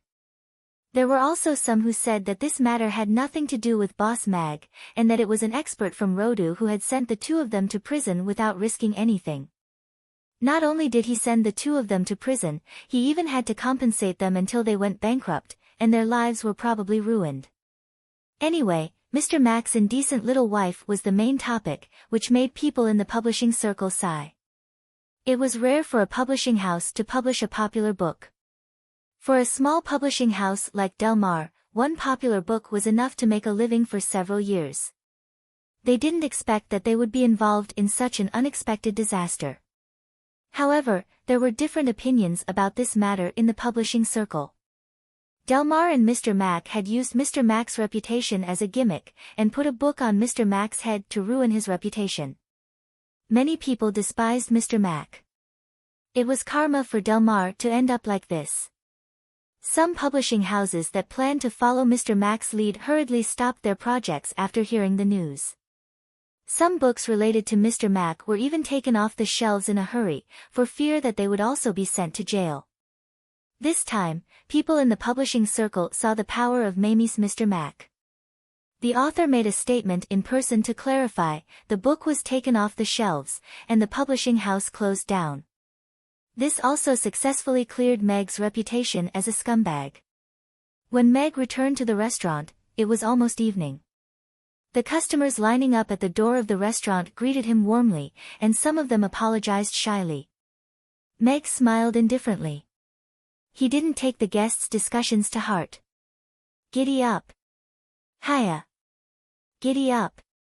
Meg opened the door and entered the restaurant, upon which he was greeted by the sight of little Guai riding on Ugly Duckling and jumping all over the restaurant. Ugly Duckling had grown quite a bit during this period of time. It was about 20 kilograms now, and it was furry like a big fat ball. Furthermore, little Guai was simply too small, and it was straddling Ugly Duckling's body with its two little legs dangling in the air. It was holding a shiny little golden trident in its hand, and had a red cloak that it had found somewhere around its body, making it look like a little general. Meg pushed open the door, and Ugly Duckling happened to be running toward him. It didn't pay attention and crashed into the door, causing its round body to roll forward. Meanwhile, Little Guai, who was on Ugly Duckling's back, was also thrown out, and flew toward Meg. Meg hurriedly reached out to catch Little Guai. The little fellow was so soft that she was stunned for a moment when he caught her. Then, she giggled, clapped her little hands, and happily said, "Fun, fun. Father, raise me up high. Raise me up high." Meg initially wanted to teach the little fellow to be careful with a stern face. However, when he saw that adorable little face and heard her soft and adorable words, he couldn't hide the smile on his face anymore. He raised the little fellow up high, and gently tossed her up before catching her again. Little Guai's laughter reverberated in the restaurant, and Gina, who was sitting at the side, also smiled. "All right, Little Guai can play with Ugly Duckling by herself, but be careful." Meg played with Little Guai for a while before putting her down on the ground. Little Guai looked up, and expectantly asked, "Father, when will Big Sister Amy finish school?" "Soon. She should be back in a while." Meg looked at the clock on the wall. Little Guai's eyes lit up, and she ran toward the door. She even shouted, "Then I'll wait for her at the door."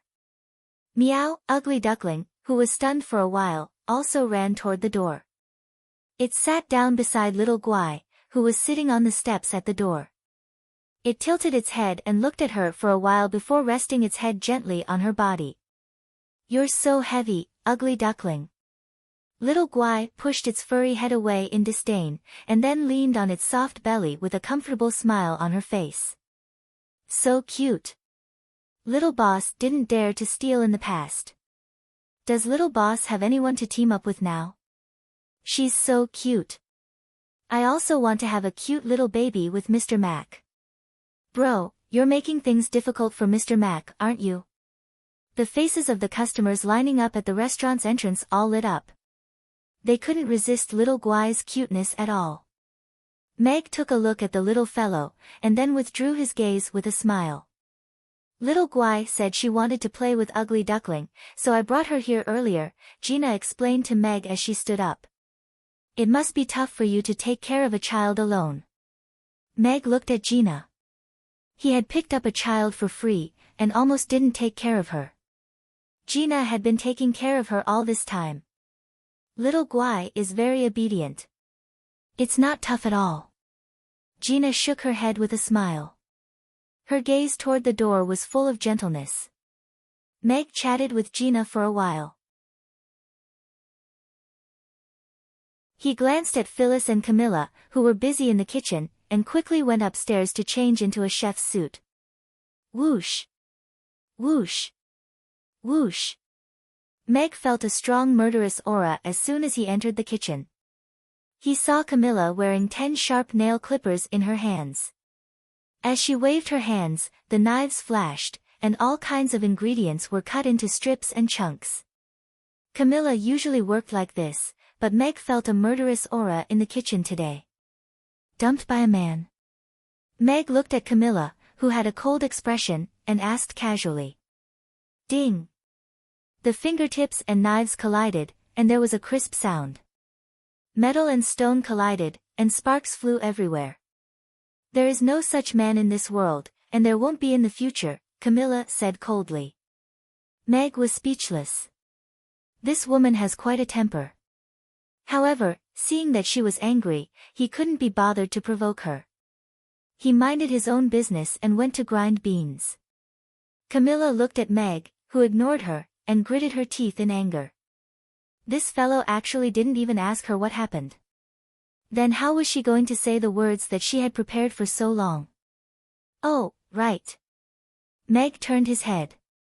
Camilla reorganized her emotions, and was ready to continue the conversation. Phyllis, come here. I'll teach you how to grind tofu again, Meg said to Phyllis, who was beside him. Okay. Phyllis walked over happily, and watched Meg make the tofu pudding seriously. I. Camilla wanted to clench her fists, but her fingertips were blocked.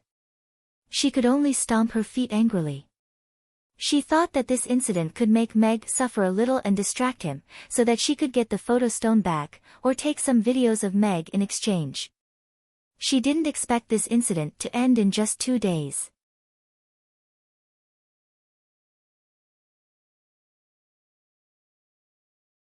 Chapter 2353.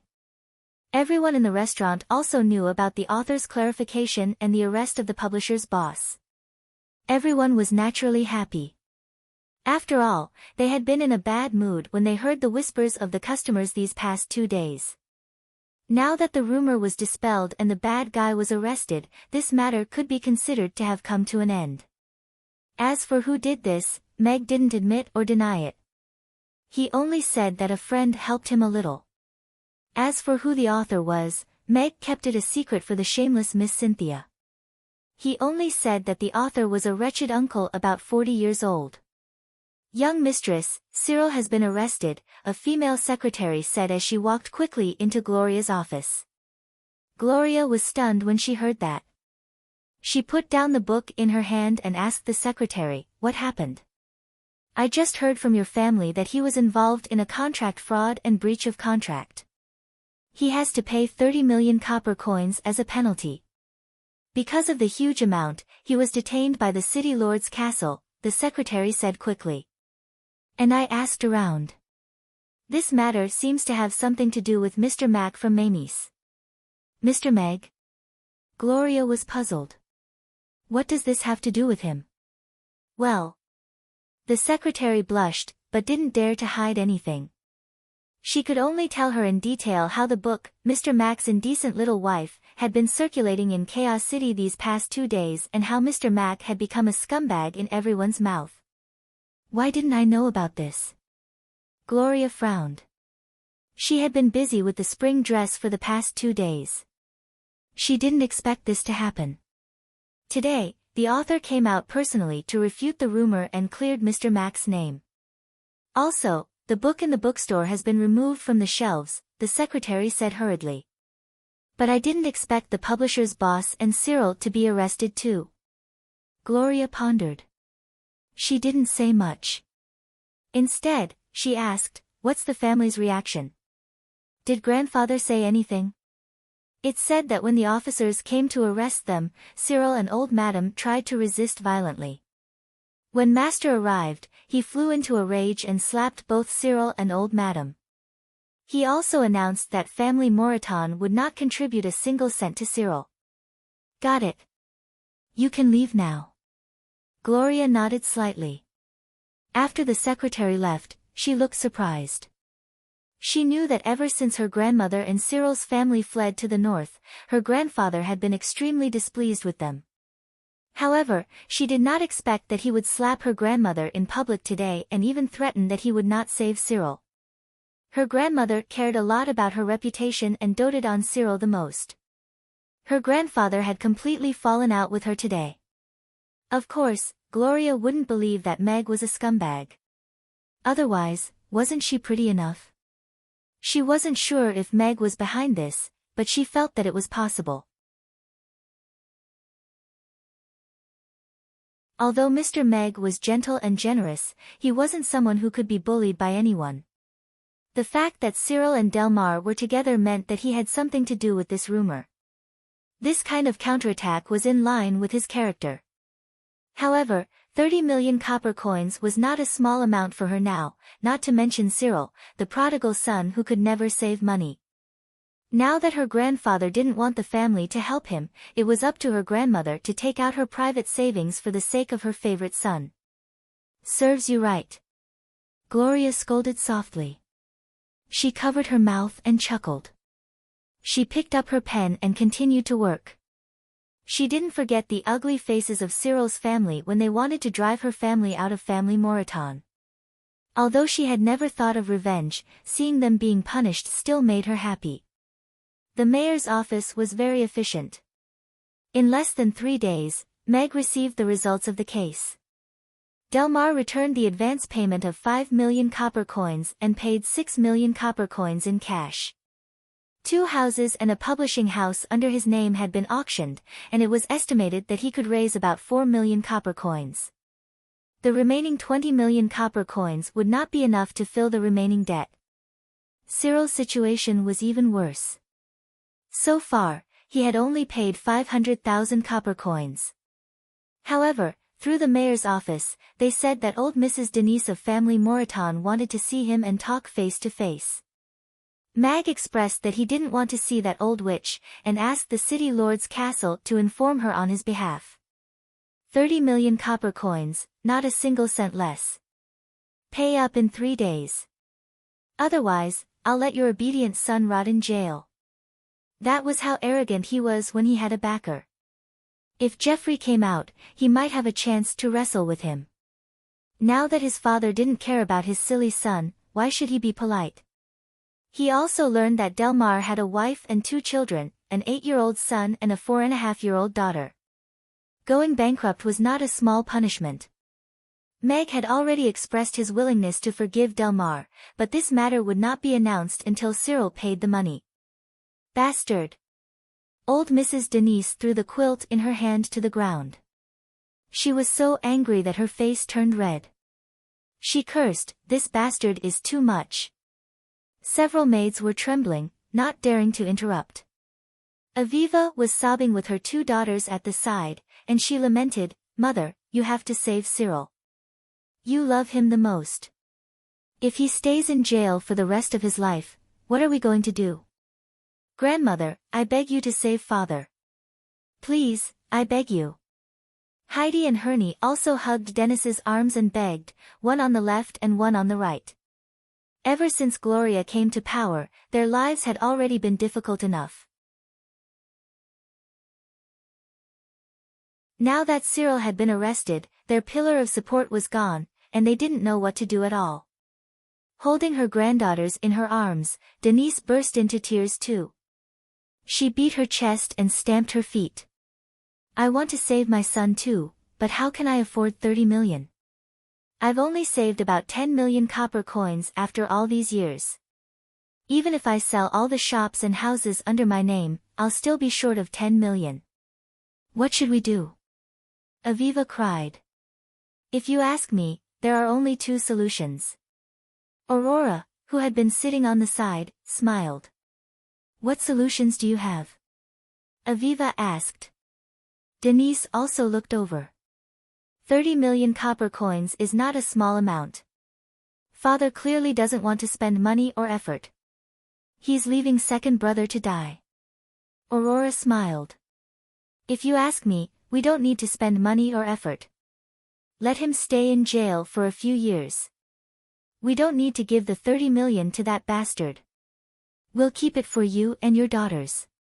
At least you'll have someone to rely on." Aviva and her 2 daughters were moved. They didn't say anything. "Bullshit. How can I let my son suffer like this?" Denise flew into a rage. "Then there's only the second solution. Mother, if father doesn't help, you can only ask your family." Aurora shrugged.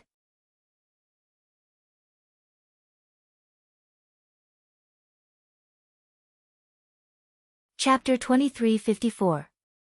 This farce made Amy's and Meg's appearances in the entertainment industry, but it gave him another wave of fans and solidified his image as a good man.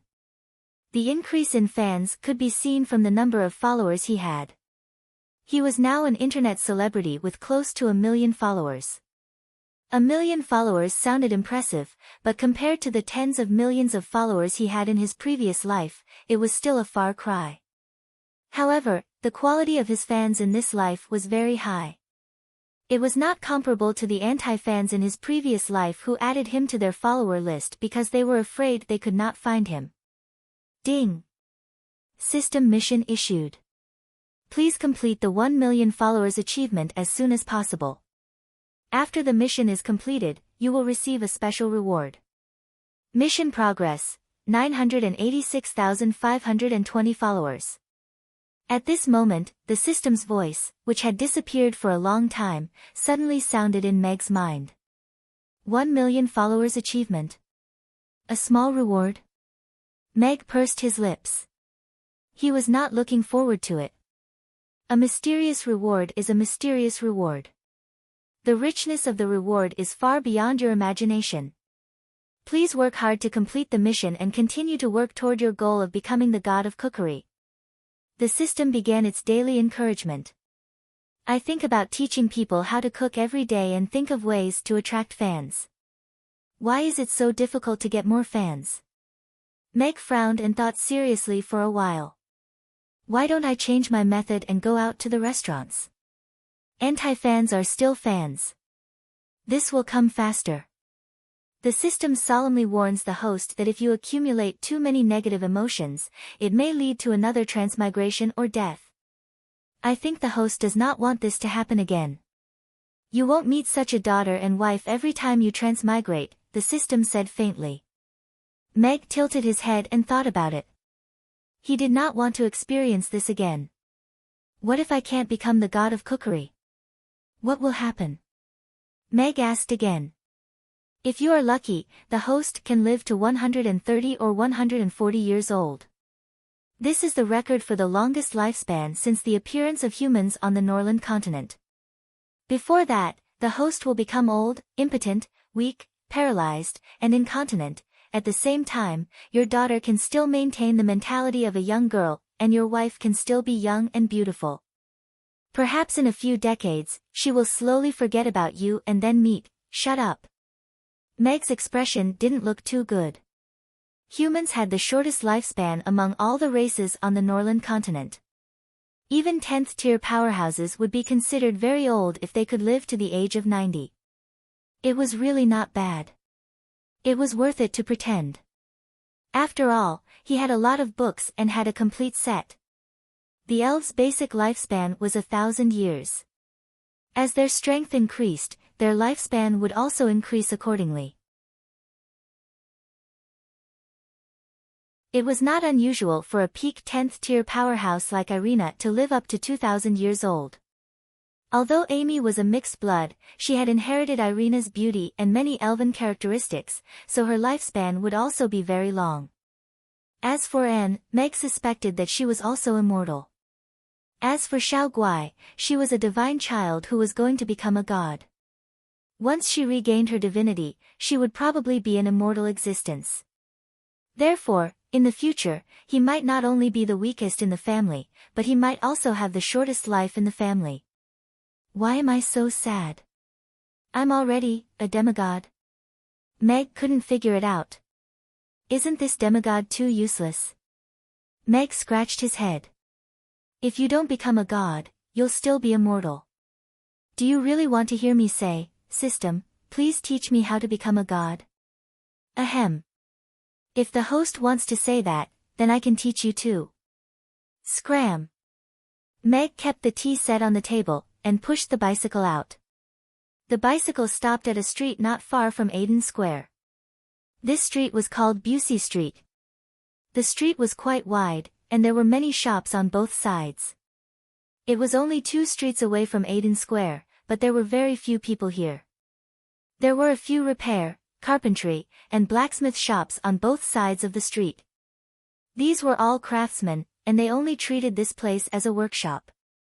They didn't expect there to be much traffic here. A week ago, Meg spent 500 million copper coins to buy half of Busey Street. He bought over 200 buildings of various sizes as long as they were intended to be sold. After that, he overturned the 50-odd buildings in the center of Busey Street, pulled up the fence, and started to build Mamie Square. He wanted to spread a sentence across the Norland continent, wherever Mamie Square is, it's the center. Keep a low profile. He wasn't someone who flaunted his wealth. However, he did want to build a new commercial center outside of Aiden Square, and build the first Mamie Cinema in this commercial center. The business district of Aiden Square was already saturated. It would cost too much to buy a piece of land to build a cinema, and the price-performance ratio wasn't high.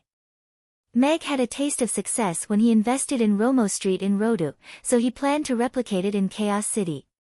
Meg handed the blueprint to Ashley, and the Night Elves construction team had already finished the land leveling work. A forest had already sprouted from the ground in just a few days. The trees were tall, and some of them were already as thick as several people hugging around them. Meg's idea was to build a shopping mall with the elves' characteristics. It would be made of wood as the main material. Not only would it have a unique design, but it would also allow the residents of Chaos City to get to know this new group of residents from the Wind Forest. These trees were grown by plant-type magic casters. It wasn't a rare thing to use magic seeds together with the growth magic. There were quite a number of plant-type magic casters among the Night Elves. Hence, the planting of the raw materials was completed in just a few days. In the west corner, the elves had already started to chop down the trees. The thick tree trunks were cut into different sizes of wood, and piled up neatly. That was one of the things that Meg admired about the elves. Not only were they efficient, they were also able to complete their work beautifully. Meg wheeled his bicycle around the construction site, and happened to hear an old man at the side lamenting, "The elves' magic is really amazing. These trees were just planted a few days ago, and they've grown so big in just a few days. If we sell the wood in the city, we'll make a fortune." This old man knows how to make money. Meg praised in his heart. This was another good job for the Night Elves. The construction of Mamie Square was not a small investment. Meg estimated that he would have to invest another 500 million. He had chatted with Xiaomi's investor yesterday, and pulled in an angel investment. It was just enough. Apart from Chaos City, Meg also had a construction site on Romo Street in Chaos City at this moment. However, that construction site was much smaller. Only 3 buildings were built, and only a cinema was built. It was contracted to a local construction team, so the efficiency was much lower. During this period of time, Meg planned to go to various big cities, especially some second-tier cities in the Roth Empire. Although they weren't as famous as Rodu, they had a huge population, and were also very suitable to set up a cinema.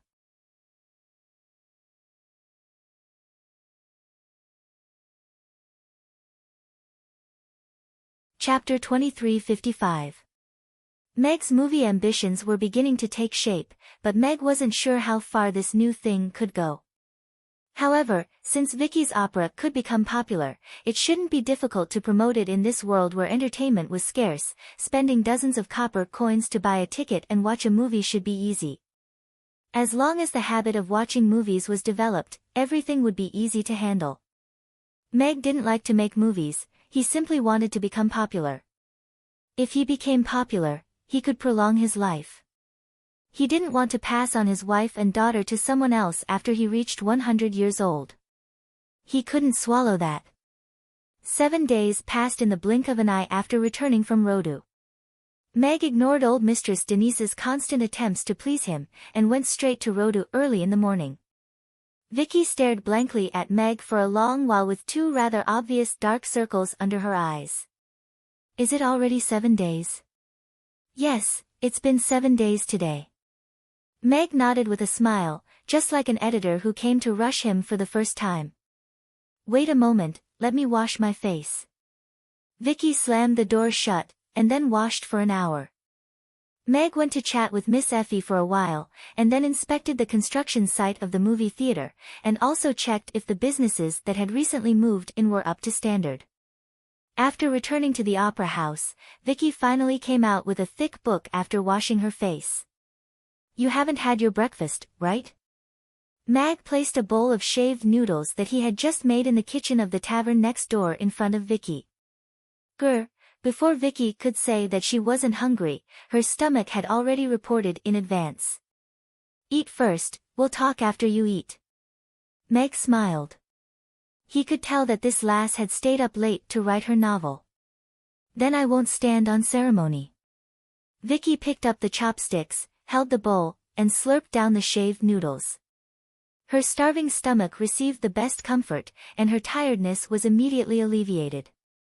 It was even more effective than the water of life that had already developed drug resistance.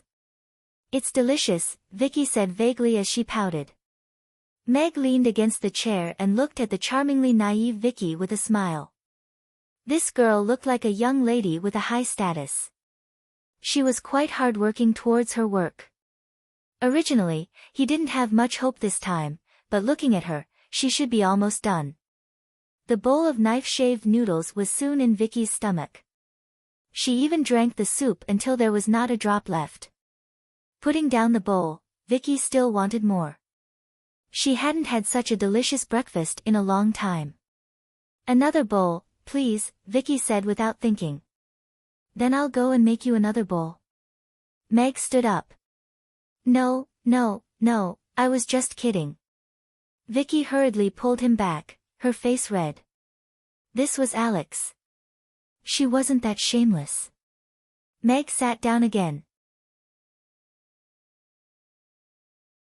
Vicky took the bowl to the side and handed over the thick book that she had brought out earlier. Finished? Meg took the book. The cover said, Succubus Love. The script is mostly finished, but there are still many details to be optimized. Some dialogue also needs to be changed. Vicky nodded and said a little embarrassedly, especially the ending and climax. It was written in a hurry, so there is still a lot of room for improvement. Meg flipped open the table of contents and looked for a while. He could roughly see the direction of the story, but the content was still a little raw and there was still a lot of room for improvement. Also, this was a script. Unlike the previous one, it was relatively less readable. Meg happened to have a talent that he could use when it came to optimization.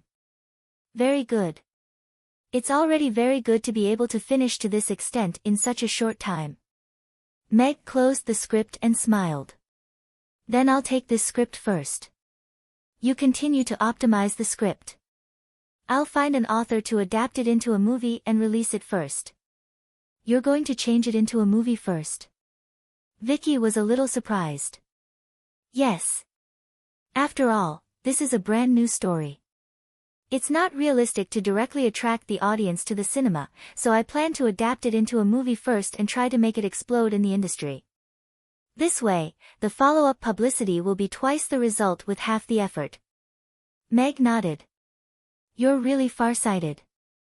Vicky looked at Meg with admiration.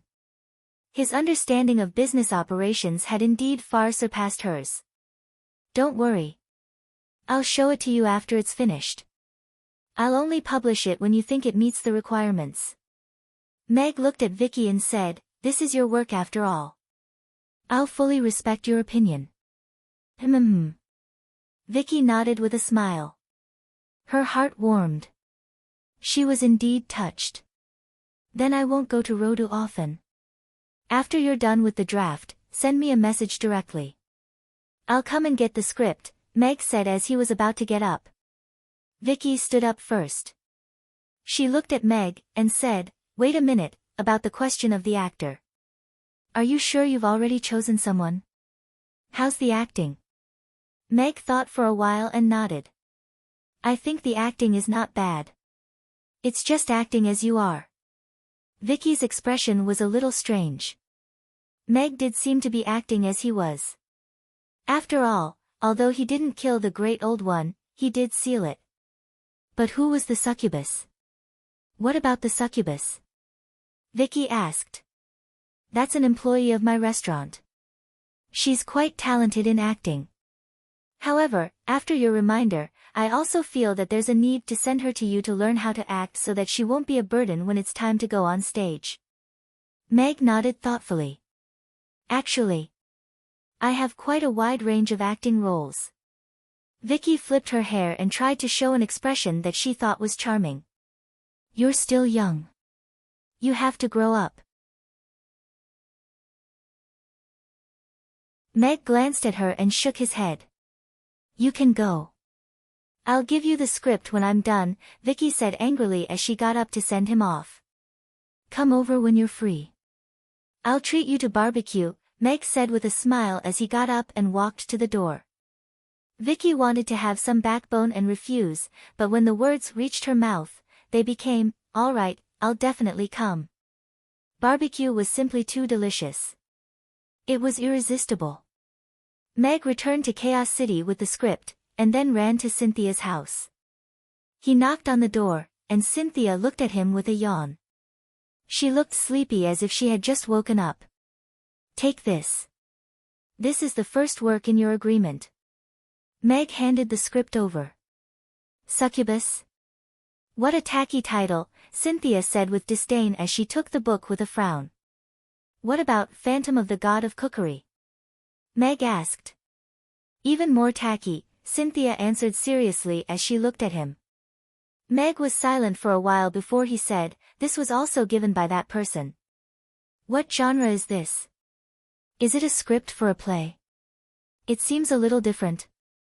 Cynthia asked doubtfully after flipping open the thick script and reading a few pages.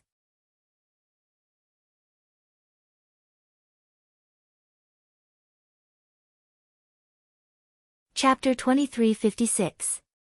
This is a script, but it's not a script for a play, but for a magic movie. You'll know it later. Meg said with a smile, "Your job this month is to adapt this script into a readable hit." Hit? Cynthia hesitated. "I've only written one hit book in my life. As for what it is, you should know." Meg's expression stiffened. He did know. If it weren't for that, they wouldn't have known each other. Just follow the feeling of the book. The script has provided you with the framework and content of the story. You only need to add some details, Meg comforted her. Don't be too stressed. Follow the feeling. Cynthia thought carefully for a moment and lowered her head, blushing. She replied softly, "I got it." Meg looked at Cynthia with a puzzled expression, and worriedly said, "In that case, you can submit a draft for me to take a look at in a week's time. I will control the content." "Okay." Cynthia nodded. Meg didn't stay long. After he left Cynthia's house, he went to the mayor's house. Delmar's assets were being notarized these days, and the publishing house was the most difficult to deal with. The small publishing house had a dozen staff members and didn't have any outstanding works. The most famous, Mr. Mac series had been banned and wasn't very valuable. So far, few people were bidding for it. Meg bought the company for 1.5 million copper coins. After all, no matter how much money he paid, it would be returned to him in the end. He had just earned a company for nothing. "Mr. Mac, you're really taking drastic measures. I don't think any company will dare to spread rumors about you for a long time." Dicus accompanied Meg through the handover procedures and said with a smile, "Those who spread rumors have to pay the price." Meg smiled and cupped his hands at Dicus. "Thank you. It's not a big deal. Such an illegal businessman should indeed be punished. It's better to intimidate the rascals." Dicus shook his head with a smile. "I heard that Cyril is not going to pay the penalty." Meg asked. "This morning, Madame Denise came in person and asked us to give them more time. She also wants to talk to Mr. Lev in person. It seems that she wants to reduce the price." Dicus shook his head with a smile. "But that Mr. Lev insisted on 30 million copper coins, not a single cent less. It seems that he's determined to take a bite out of the Moreton family's fat meat. This kind of guy won't remember until I teach him a lesson." Meg smiled and said goodbye to Dicus, before he went to Delmar Publishing. There was still a seal on the door of Delmar Publishing House. When Meg stopped his bicycle, he saw a middle-aged woman sitting on the steps in front of the door. Meg recognized this woman. She was the editor of Delmar Publishing House and was responsible for urging Cynthia to update. The female editor heard the voice and looked up at Meg. She seemed to recognize Meg and lowered her head in embarrassment, pretending not to know him. "Rip." Meg stepped forward and tore off the seal on the door. "You. What are you doing?" The female editor couldn't sit still anymore. She stood up and looked at Meg in surprise. I'm the owner of this publishing house now. Seeing you sitting here in frustration, are you an employee of this publishing house? Meg looked at her with a smile. You're the owner of this publishing house? The female editor was completely stunned and looked at Meg in disbelief. Yes, the owner of the publishing house was involved in contract fraud and went bankrupt. The publishing house was auctioned in the city lord's mansion and I got it. Meg nodded and took out the ownership transfer certificate of the city lord's mansion and showed it to the female editor. How could this be? The female editor was still dumbfounded. The publishing house closed all of a sudden. The owner was suddenly arrested and the publishing house that was running well was shut down. All the employees were laid off. She hadn't come back to her senses until today. She hadn't received her salary last month and hadn't found a new job. She just happened to be in this area and sat at the door for a while. She didn't expect to meet Mr. Mack. Are you an employee of this publishing house? What did you do before? Meg asked again. I used to be an editor at this publishing house. I was responsible for accepting authors and proofreading books. The female editor quickly answered, My name is Eleanor. Meg looked at her and asked, So you're an editor? Then do you know the author called Lone Wolf of the Northwest? Eleanor's expression suddenly became a little embarrassed. She looked away and said vaguely, I've heard of this author, but I don't know her. I don't know what she looks like, where she lives or what she likes to eat. I see.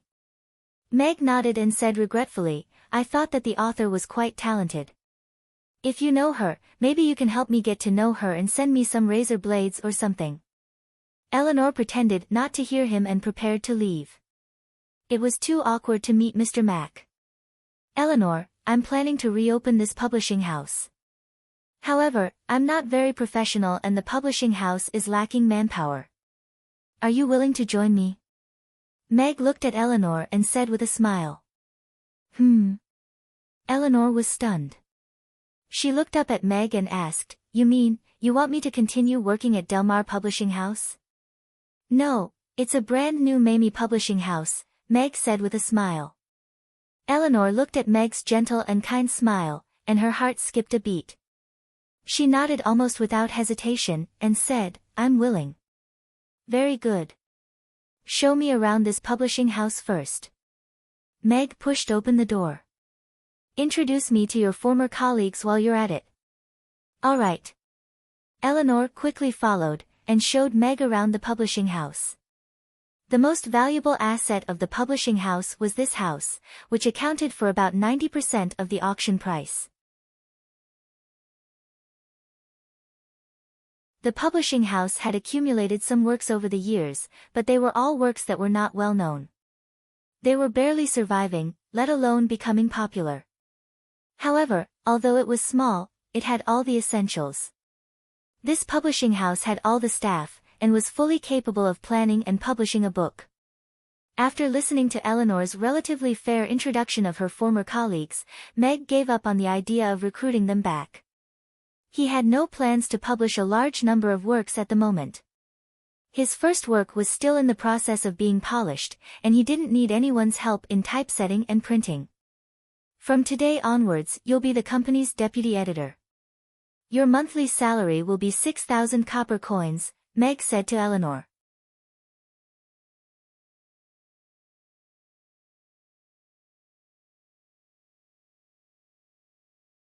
Chapter 2357. Eleanor was secretly delighted. 6,000 copper coins was a full 2,000 copper coins higher than her previous salary, and Meg had even promoted her to the position of deputy editor. A promotion and a raise. She never thought that she would achieve her goal after her boss was arrested. Eleanor's fatigue was swept away, and she looked at Meg energetically and asked, Then what do I need to do? Meg thought for a while and said, For the next few days, you just need to come to the company every day and clean up the place. There's nothing for you to do for the time being. Huh? Eleanor was stunned. I'm preparing a book, but it hasn't reached the stage where I need a publisher yet, Meg explained. Eleanor nodded. Although she didn't know what Meg was preparing, as an obedient employee, she wouldn't ask if her boss didn't say anything. Also, find those employees who are owed wages and ask them to come here 3 days later at 10 o'clock in the morning to collect their wages. If they don't have a job, they can also prepare for interviews. I might be hiring a few new employees, Meg added. You want to give them back their wages? Eleanor was a little surprised. These old employees had already given up hope of getting back their wages. She didn't expect Meg to take the initiative to bring this up. Yes, I've received the company's assets, but I also have to bear the corresponding debts. This was the rule set before the auction. Meg nodded. I'll have to trouble you with this. No problem, I'll inform them. Eleanor nodded. These are the company keys. Take a bunch. Meg handed a bunch of keys to Eleanor. Eleanor was flattered and accepted it. In the past, only the managing editor had a second set of keys besides the boss. Work hard. There will be plenty of opportunities for promotions and raises in the future, Meg encouraged. Okay. Eleanor nodded heavily, but she thought to herself, there are only 2 of us in the company, where else can I get promoted? Is this the reason why I added a deputy editor in front of my title? Meg looked up at the signboard. I'll get someone to tear it down in a moment, Eleanor said immediately. Meg looked at her and said, I'll make the signboard myself. You can just deal with this old one. Also, find someone to deal with the other things in the publishing house. Everything? Yes, I plan to renovate the publishing house. It's too outdated. Meg nodded. He thought of the uncomfortable sofa in his boss' office. All right. Eleanor swallowed her words back into her stomach. She thought that the new boss was indeed generous. Back then, Delmar, that old miser, had been mending a broken sofa for 3 years. The office appliances of the employees were all bought from the second-hand market. Meg nodded and rode away on his bicycle. It was good to have an obedient employee. It would be annoying to have a commander without an army. Now that he had a publishing company, the printing could be handled by the night elves. Now, he only lacked the finished product of an explosive book. Meg still had some confidence in Cynthia's strength. Meg returned to the restaurant. From afar, he saw a girl standing at the entrance of the restaurant. She was looking up at a pear tree that had bloomed at the entrance. Teacher Luna, why are you here? Meg asked with a smile as he stopped his bicycle and looked at Luna, who was wearing a cotton dress. You're back.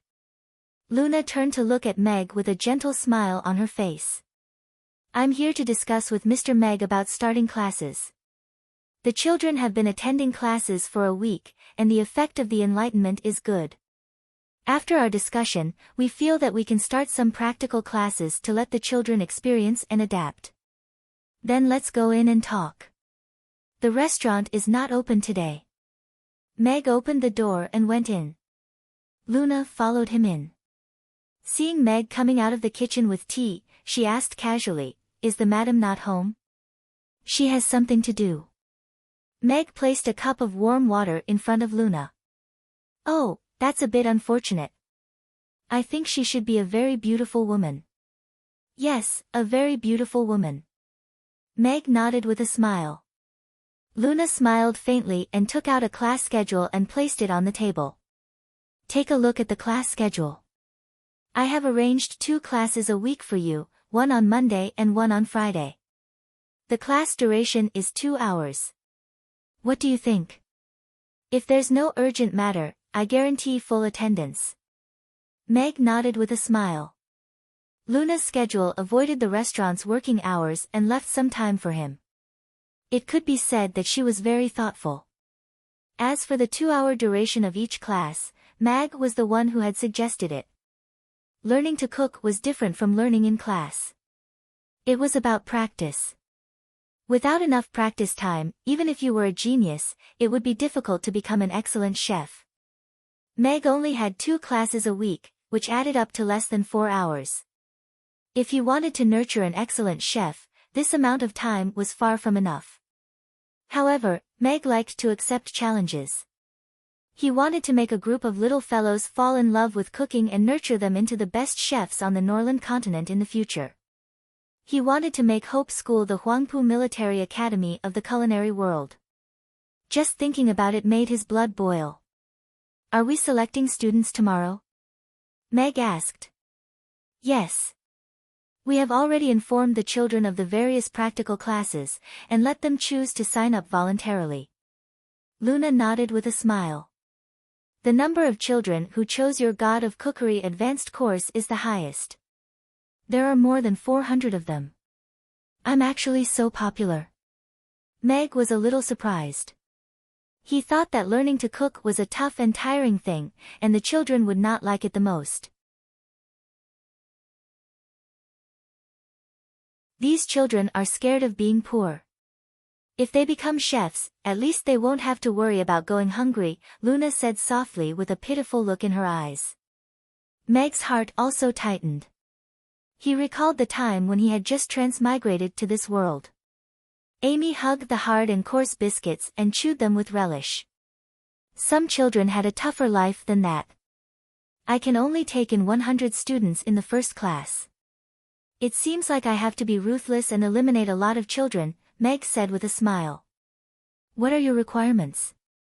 We can eliminate some children first to reduce your workload tomorrow, Luna asked. Meg thought for a while, and said, children who are too young can't reach the stove, and can't carry the pot. Therefore, in terms of height and strength, I will limit it to 1.3 meters and a pot that can hold half a pot of water with one hand. As for the rest, I will decide after I see the children. Luna nodded, and took out a pen and paper to record. Luna put away the pen and paper, and looked at Meg with concern. I heard that you encountered a rumor-spreading incident recently. Have you settled it?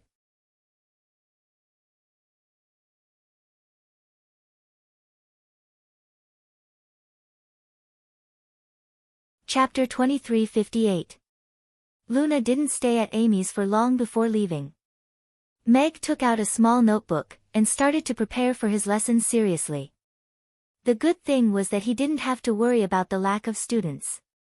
This kind of start was a little beyond his expectations.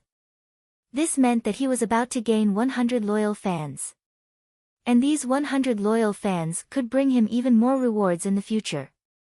But before that, what he had to do was to learn how to be a good teacher and teach them his culinary skills so that they could grow into independent chefs.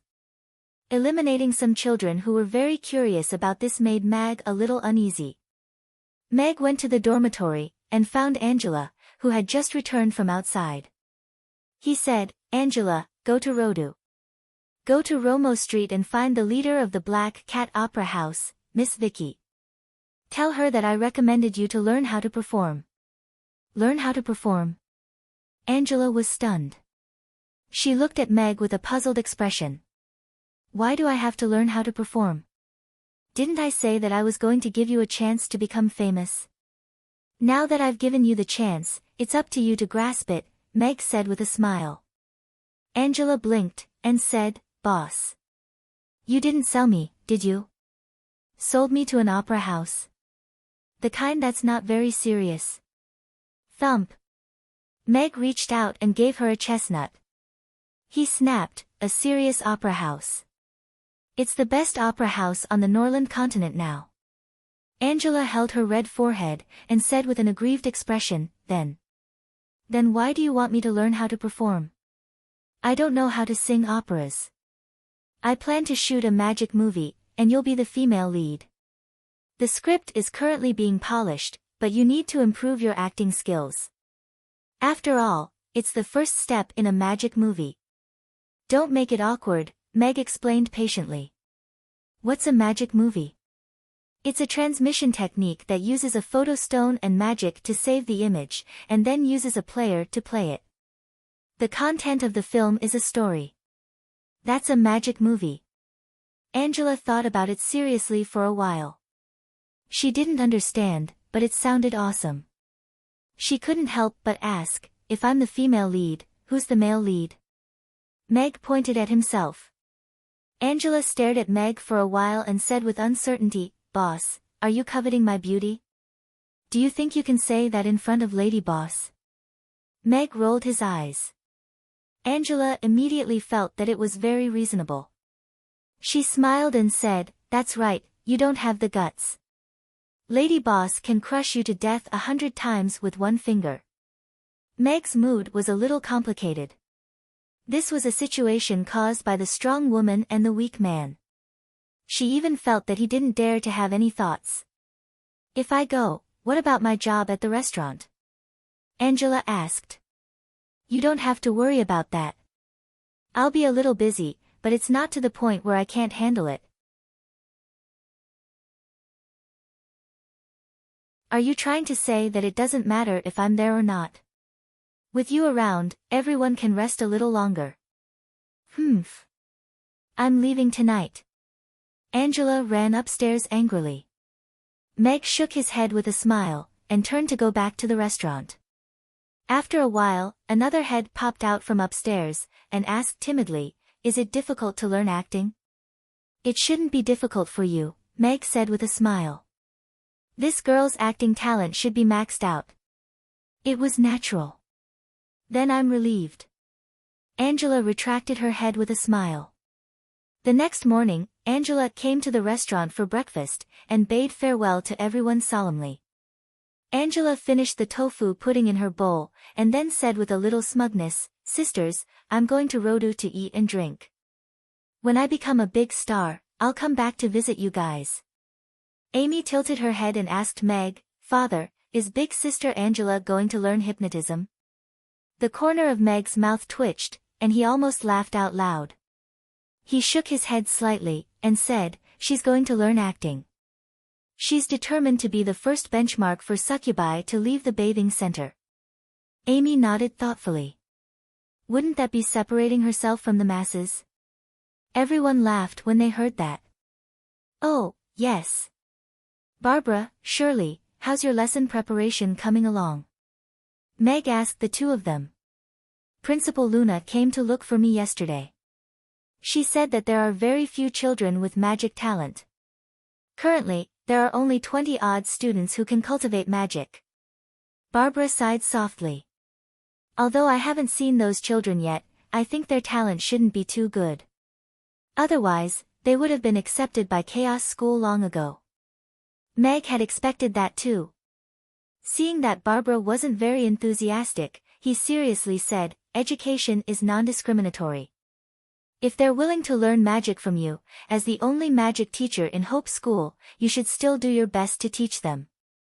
Barbara's expression also became more serious when she heard that.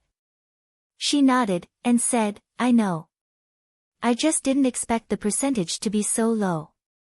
Maybe they didn't test it correctly. After all, there aren't any magic casters among those teachers. Many children's magic talent needs to be developed before it can be revealed to the outside world.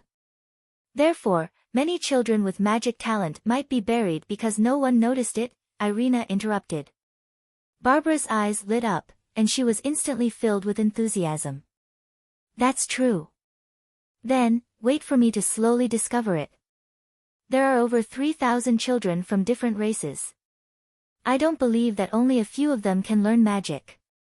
Shirley, what about you?" Meg looked at Shirley. "Principal Luna said that only 4 children have signed up for the archery class so far." Shirley's smile had a hint of helplessness. She glanced at Anna, who was eating a bun obediently beside her. "One of them is Anna. Why don't children nowadays like to strengthen their bodies? Why didn't anyone sign up for such a good archery teacher?" Yabamiya asked curiously. "This isn't hard to understand. These children used to live a hard life without enough food. To them, being able to find a job that can make them rich after leaving school is much more important than strengthening their bodies," Meg explained. Everyone was deep in thought. They quickly understood what Meg meant. However, they probably didn't realize that if they learn archery from Shirley, they can also become excellent hunters. "It can be considered a freelance job," Elizabeth said. There's a 1-week experiential period for choosing the class. During this period, the children can make changes according to their own abilities and preferences. When they know that the archery class is interesting, the number of students will increase, Meg comforted. Boss, how many students have signed up for your class? Yabamiya asked. Everyone also looked at Meg. You're tuning into the Dreamy Chapters YouTube channel. We're so grateful for your support, and don't forget to subscribe to join us on this incredible journey through captivating stories. Your generosity through donations truly makes a world of difference, as it's the primary source of revenue that allows me to expand and enhance this channel for you. Thank you from the bottom of my heart for being a part of this adventure.